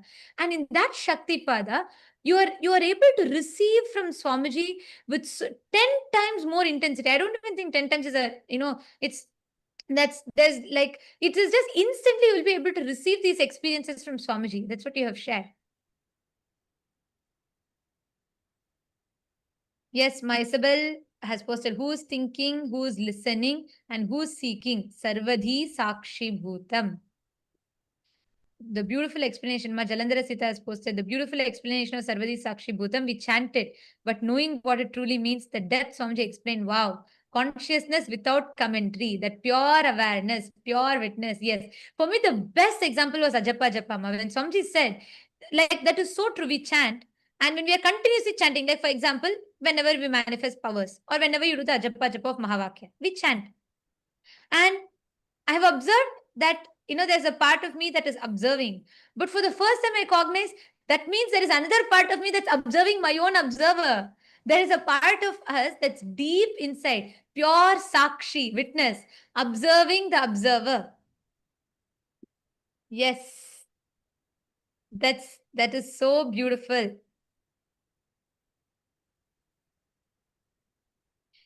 Yes, Nitish, come forward, please. Come forward and share. Like I said, if you allow me to talk, I'll go on talking. There's just so much. I'm so excited with what Swamiji revealed. But please, all of you also come up and share. Go ahead. Nityananda, can you hear me? Yes. Yes, sir. So one thing which Swamiji said was so powerful was, the name that we attach gives us the delusion of the illusion of continuity.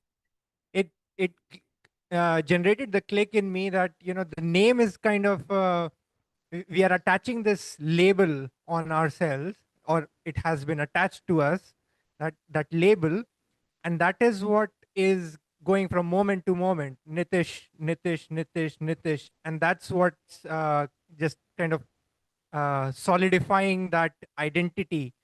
That so it's also like attached to. You can also think of it like the conclusions that we keep forming, the labels that we form on different things in around us, and those labels are what solidify everything as it is. And that gives us the illusion of continuity from moment to moment, and that's what keeps us in the either in the past, holding on to the dead past. So the Nitish 1 minute ago, or even 1 moment ago, is a dead past. So but that Nitish that carries forward in my consciousness, that label is what is giving me the illusion of continuity, and that's why I would stay the same, not grow. That would hold me back. But if if I become aware of that, then that's what lets me grow and actually experience Paramashivatva, eternity, as Swamiji said.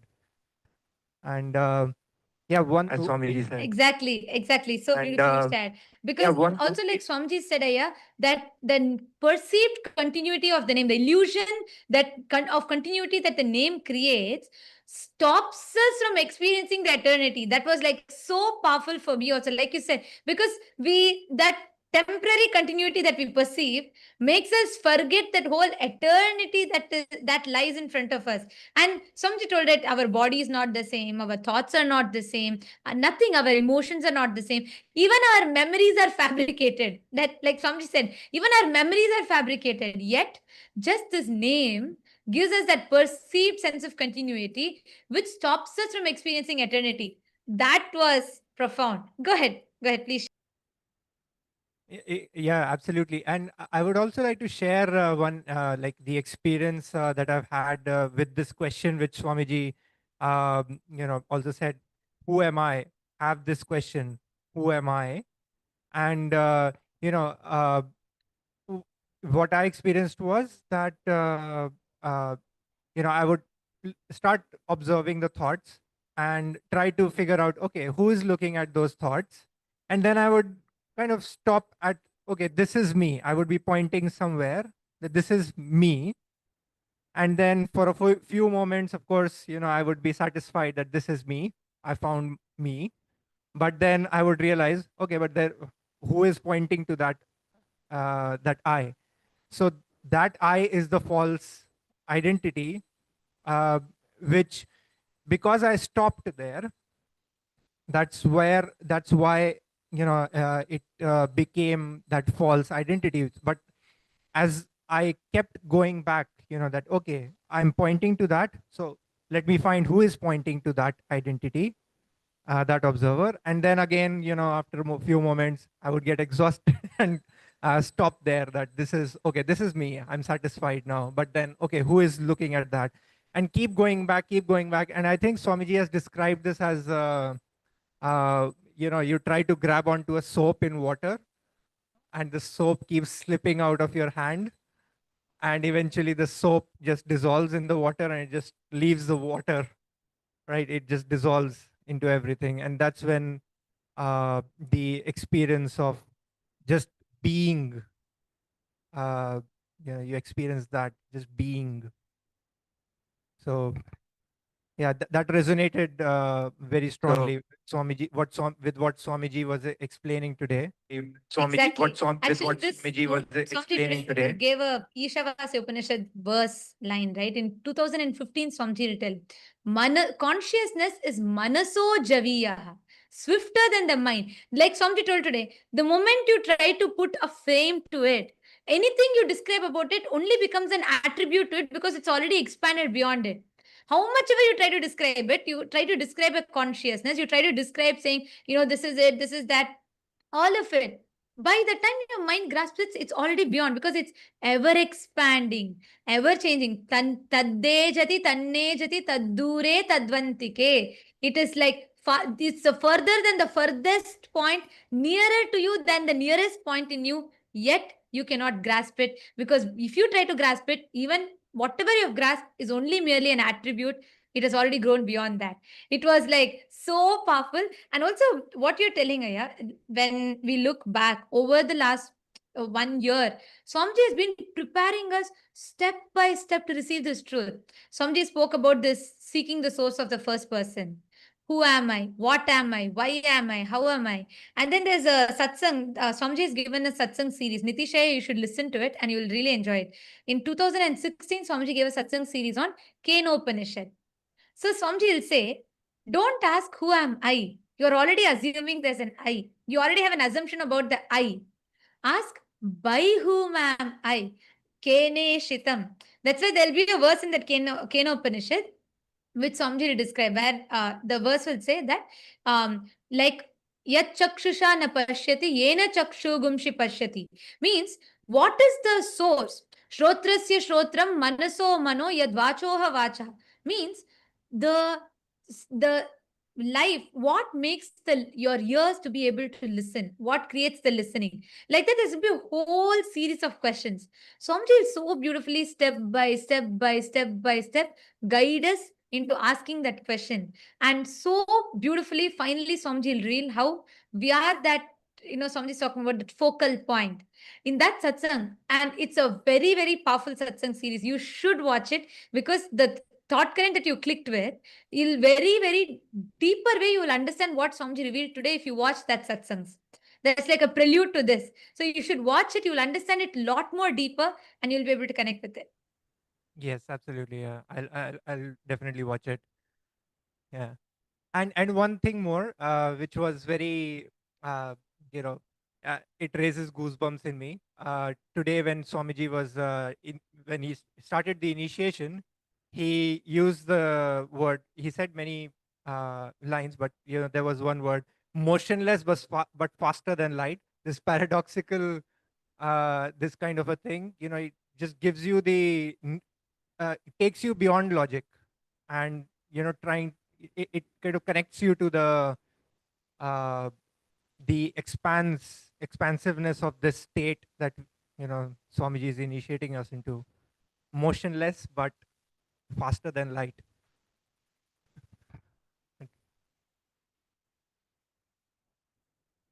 Absolutely, yeah, yes. And every word of today's satsang, I mean, I really don't know. I'm struggling to put a gist today's satsang. I don't know how to put it because every single word, the only thing I can do is I can sit and repeat the whole satsang. Even then, I will not do justice to it because what Swamiji has revealed is so powerful. And thank you so much for coming up and sharing, Aya. And Thank you. right now, Nitishaya, see, the experience that you're all having of going beyond sleep, or the time bending, where you like you today morning you shared, right? You slept only for few hours, but you felt it was such a deep, the time extended, like the time stood for you to be able to have enough rest. It is because continuously see the kind of conversations, the thinking that Swamiji is leading us into. Our whole inner grammar, the inner vocabulary, the self-talk. Today, when I asked you all to come up and share, every one of you came up and so boldly declared, I am the ultimate. I am Paramashiva. Even for us to be able to make that declaration, that space, that continuous ecosystem Swamiji is giving, this is the most conducive ambience for you to manifest powers. So right now, sit, pick up any power you want. Just sit, explore with that powers. Just play with that powers. You will have a breakthrough. Okay. Yes. Yes. Thank you. Thank you. Thank you, ma'am. Yes. Who else is coming up? You can come up and share, come up to the mic in all the PSS participants.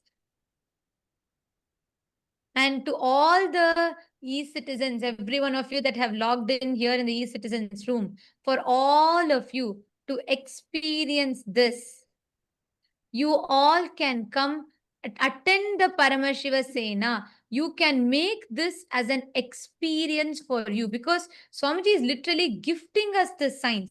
He's making it, not just Swamiji is revealing it to us. He's literally boldening it inside us, making us manifest powers, making us understand, cognize, and experientially live it.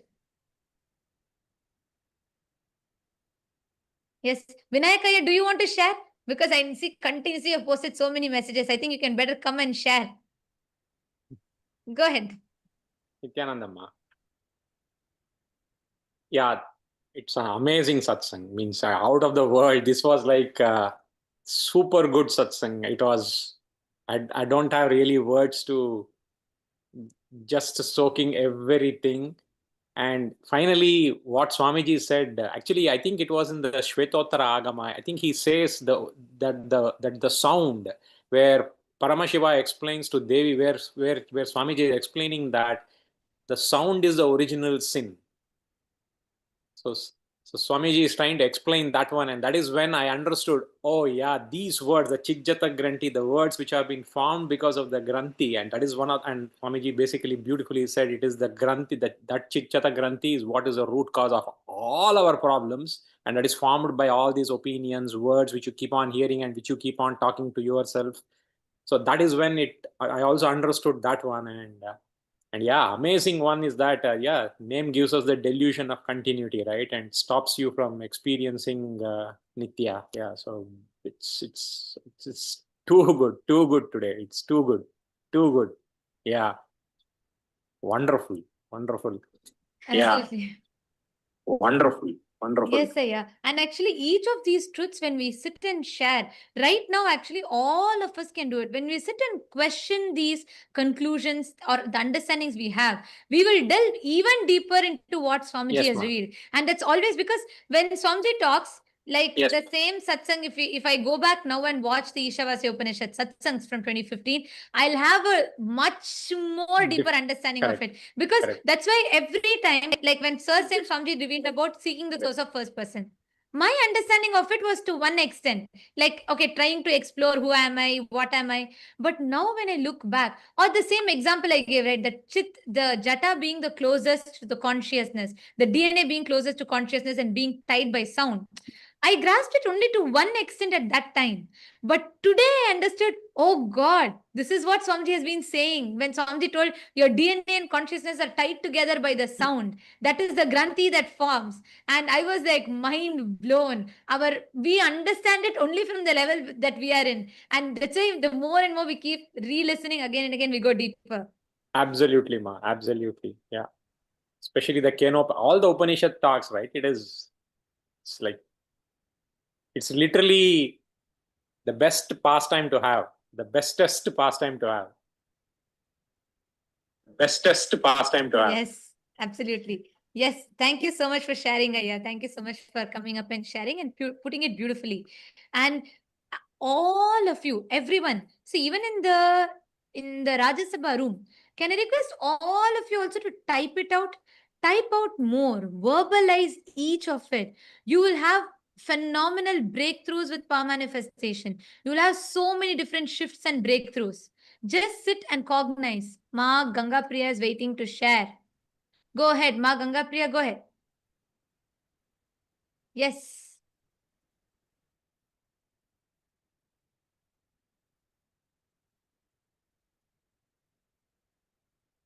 Consciousness Ma, no audio is coming through. Consciousness is from the brain. We are the witness of thoughts in mind and the ego, ahanga, buddhi, and chitta. And the false identity is the chitta, jaga, and granthi. And the process of witness the sarvadi sachiputam is the buddhi, chitta, and the ego, and the witness of the observing. And the witness of the observing. Yes, just one small correction. Swamiji told, see, you said consciousness is from the brain. Swamiji said no. Swamiji said consciousness is not from, it's not like how we understand as a neural activity from the brain. It's not from the brain. It's not from the brain. Yes, if you told, then it's correct. I heard it as you telling consciousness is from the brain. Because Swamiji said consciousness, like a brain just reflects it, like how a projector only projects the movie. Consciousness is not from the brain. It's not like a neural activity that happens in the brain which generates consciousness. Yes, that's if you're told it's not from the brain, that's correct. Because Swamiji told it's not from the brain specifically. Yes, that's right. Ma Ganga Priya. Listen, I want to tell this to you, Ma Ganga Priya. You should start using all of this to upgrade your self-talk, the inner conversations that are happening. Now do you see to what level Swamiji is taking it to? See, the whole battlefield is different now. You don't need to sit and juggle between am I complete or incomplete? No, it's just out of question. You are completely in a different level, different plane now altogether. You understand? Yeah. Okay. Thank you for coming up and sharing, Ma Ganga Priya. Yes. Next, who wants to come up? Who else wants to come up? And share your clicks, your powerful cognitions. And as we do it, can I request everybody to please take the Atmalinga without manifesting powers? This satsang, we should grasp, we need to manifest powers to settle this experience and energy in us. Can I request all of you to please take Atmalinga? Just 10 minutes spent. Just 10 minutes. Can I request all of you to pick up Atmalinga in your hand? Please keep the Atmalinga on your palm. Take the Atmalinga, keep your palm flat. Keep the Atmalinga on your palm.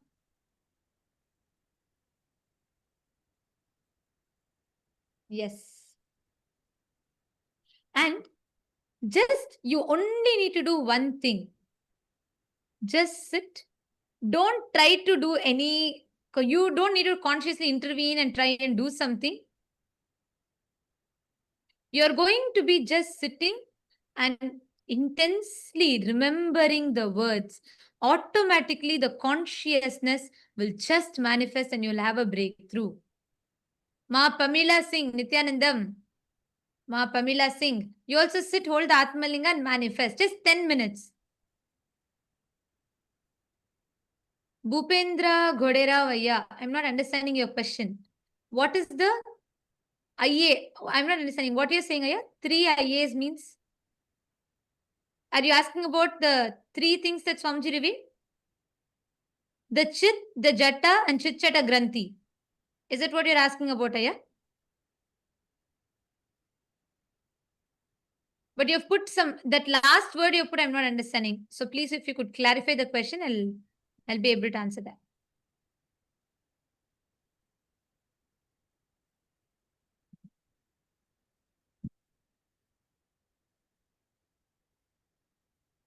Yes, Ma Shivaika Sarupini, right. Somebody said the Chit Chata Granthi is what our being does, not what our being is. Right. All of you sit. Just remember Swamiji's words in you. Sit. Keep the Atmalinga in your hand. And again and again, let us resonate and become that pure Sarvadi Sakshi Bhutam.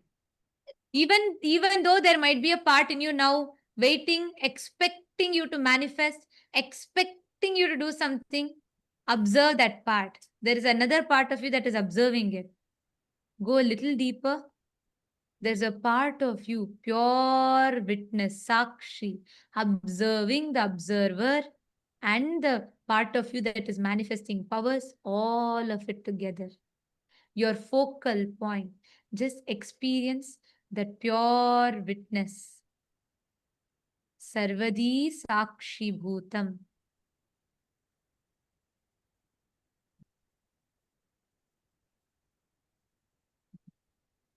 And as you're continuing to manifest, chant the Mahavakya. Don't try to consciously do something. Don't try to do anything.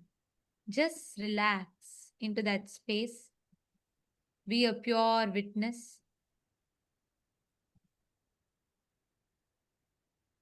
Our manifestation will be a byproduct.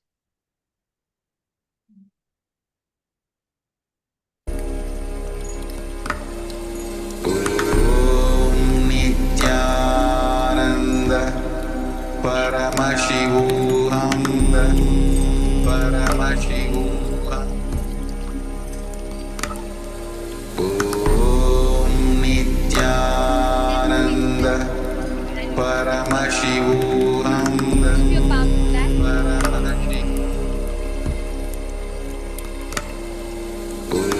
Om Nityananda Paramashivam Om Nityananda Paramashivam Om Nityananda Paramashivam Paramashivam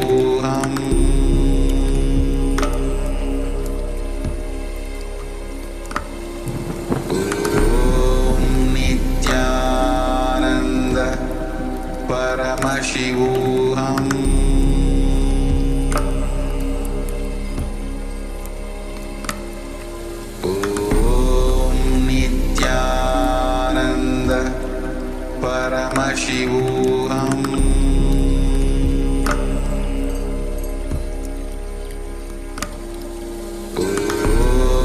Nityananda Paramashivam Paramashivam Om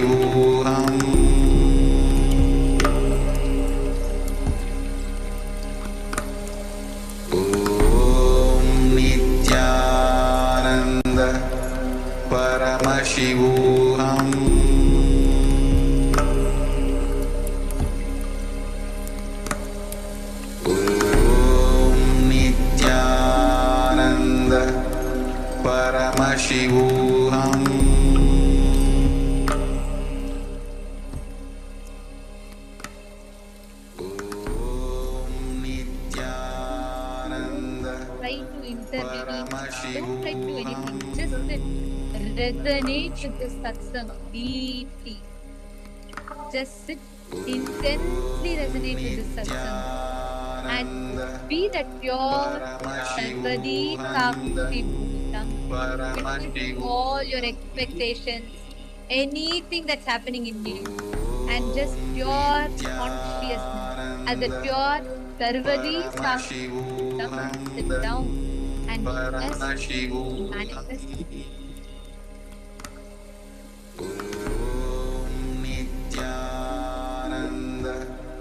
Paramashivananda Paramashivam Om Nityananda Paramashivananda Paramashivam Om Nityananda Paramashivam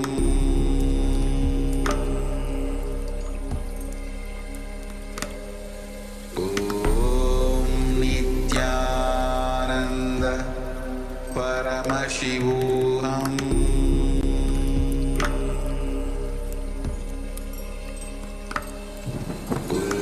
Om Nityananda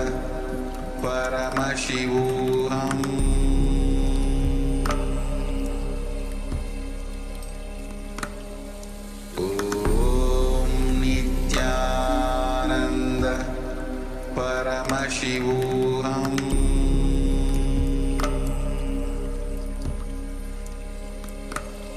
Paramashivam Om Nityananda Paramashivam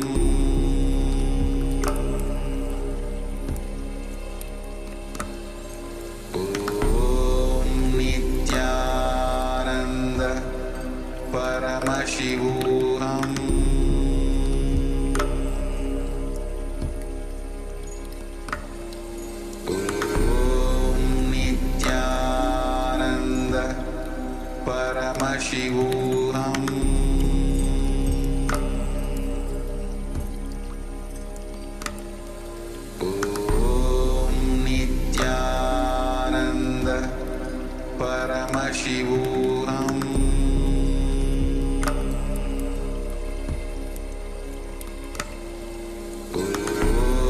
Om Nityananda Paramashivam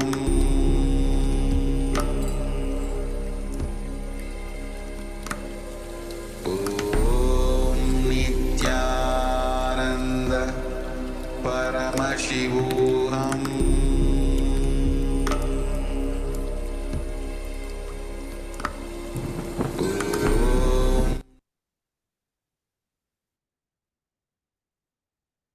Slowly, please relax. Just settle down in this powerful space and don't have any other distractions, any other conversations. Just when you go back, continue to think deeply because tomorrow we're going to go deeper into these truths. All of you continue to think deeply and just fall into this space. Like Swamiji blessed all of us, we will fall into that Nirvikalpa Samadhi. So don't have any other conversations or distractions. Just enter into that pure Sarvadi Sakshi Bhutam. And let us all offer our gratitude to Swamiji, bowing down to the divine lotus feet of Swamiji and concluding with the Purna mantra. Om Purnamada Purnamidam Purnat Purnamudachyate Purnasya Purnamadaya Purnameva Vasishyate Om Shanti Shanti Shanti Hari Om Tat Sat Sarvam Bhagavat Shri Nityananda Paramashiva Padukarpanamastu Om Nityanandam. Thank you all. And to all the e-citizens, every one of you that joined us on YouTube, Facebook, you all can stay tuned. We will be notifying for all of you regarding tomorrow's satsang. 7 p.m. Eastern Standard Time will be the satsang. We invite all of you to join back. We thank all of you for joining with us today. Nityanandam.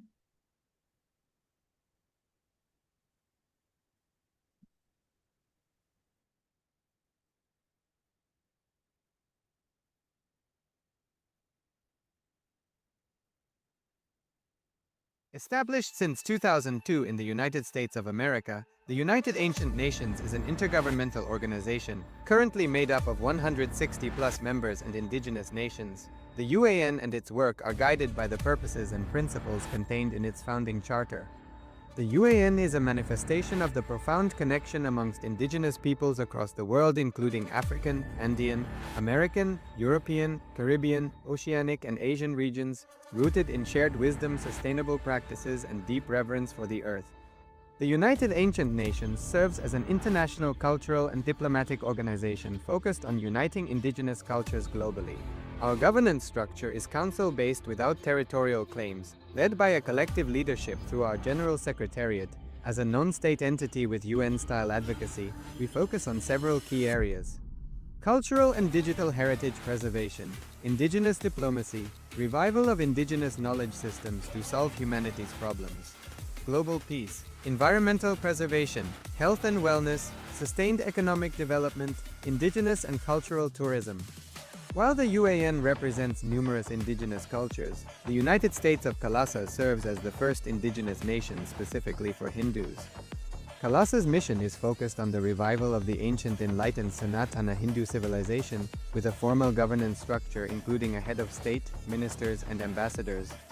Under the leadership of SPH, Supreme Pontiff of Hinduism, Bhagavan Paramashivam, Kailasa has achieved recognition as a sovereign subject of international law, possessing distinctive attributes of juridical statehood.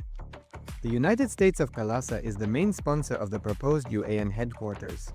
This initiative would bring forth an estimated $100 million in revenue for the host country through summits, conferences, tourism, and development projects. The proposed UAN headquarters would represent the world's indigenous nations and peoples through its architectural design. It would blend the best of all worlds, featuring top modern architecture, the highest green building standards, and ancient Vastu architectural principles. This headquarters would serve as a central hub for indigenous diplomacy, cultural preservation, and collaborative efforts towards sustainable development and global peace. Through this initiative, we aim to create a dignified platform for indigenous leadership rooted in ancestral wisdom, cultural legitimacy, and collaborative innovation, enhancing global dialogue and regional stability. The establishment of the UAN headquarters would position a host country at the forefront of a global movement promoting indigenous wisdom while creating significant economic opportunities for the nation and its people.